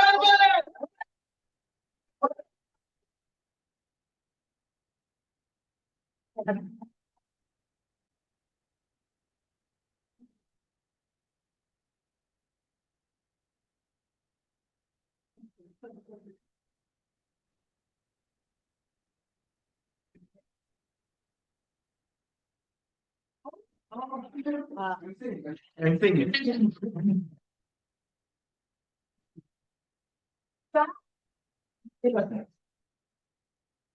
Okay, well, just for everybody. Okay, thank you, ma'am.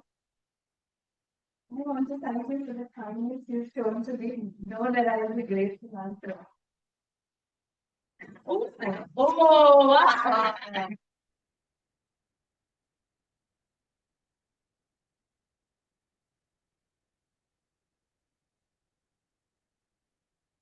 Take me some time to read. This is so heartwarming. Thank you very much. I mean, we can never ask for a club better than Bright Hearts, but this is so kind and this is definitely out of syllabus. I was not expecting this, but thank you, Mani, and thank you, everyone. It means a lot to me. Thank you so much.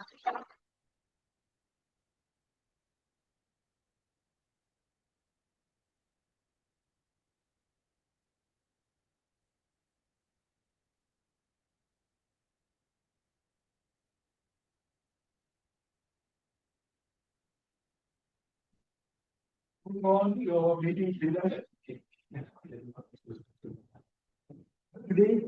we have experienced all the auxiliary role takers giving their best, whether it is our timer, Toastmaster Shamil, or the special role listener by our Teju, Remedial, Viva, as well as our counter Toastmaster Nina. So whom they think is our best auxiliary role taker?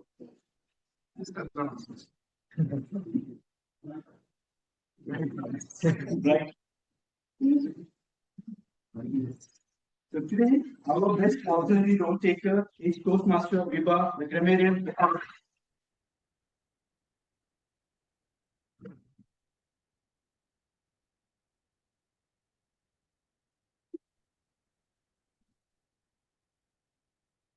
I have got many opportunities to facilitate as well as today I got to learn many new words as well as the observation from our grammarian. Definitely, I will be taking back home with many words from your grammarian report. Thank you so much for that. So moving on to our best table topic, Toastmaster Ilango.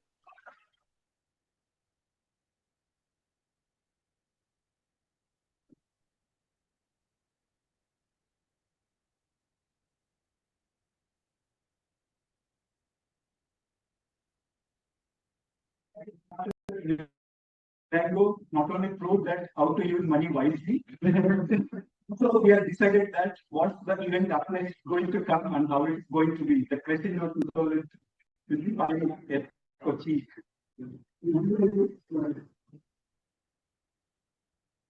Moving on to our next, the best evaluator, Toastmaster Manjarika.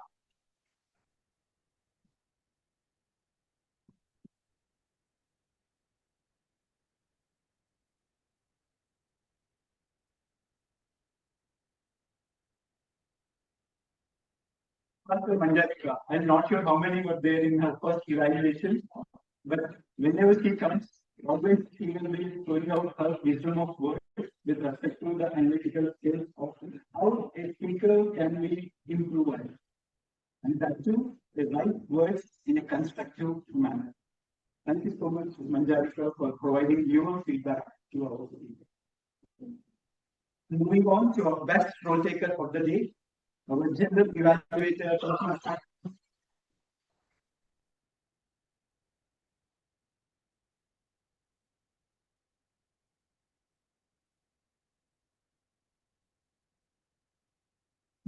Our general evaluator of the day has not only mentioned that you have to how to utilize about the money or how to save money in the first gift or first book here for, but also taught us how we can improvise ourselves in a very wonderful manner right from the start essay till the end goal taker. Thank you so much, Adna, for your meticulous evaluation and providing your feedback to all.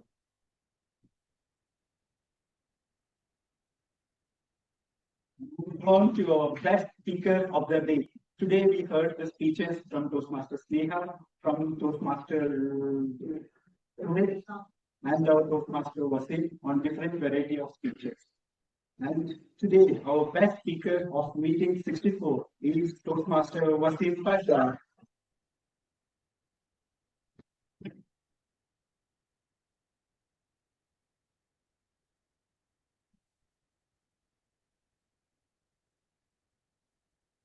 One of the things I have seen on stage, it is always about a beginning story.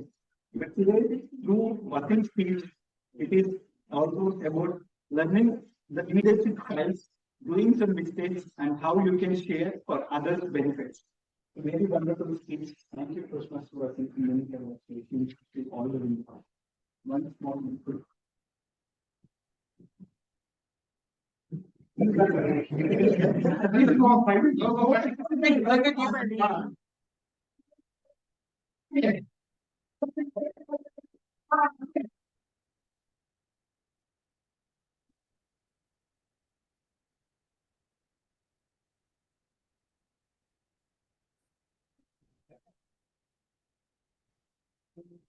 Now we have covered all the basic elements, and I'm sure up next you are going to talk to all your friends or family members about and cherish your first pocket money experiences, or you are going to give someone about a new pocket money and teaching something that how they can use it more wisely.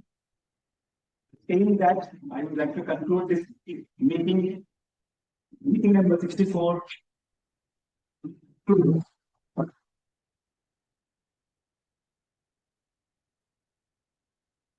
May I request everyone to assemble on stage for a group picture.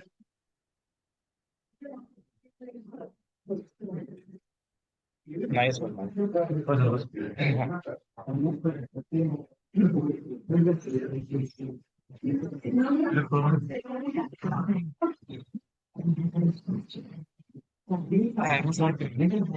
I was outside. I was.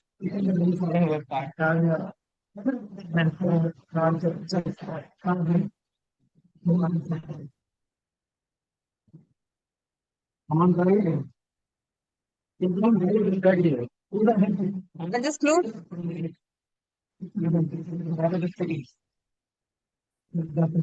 Take this computer.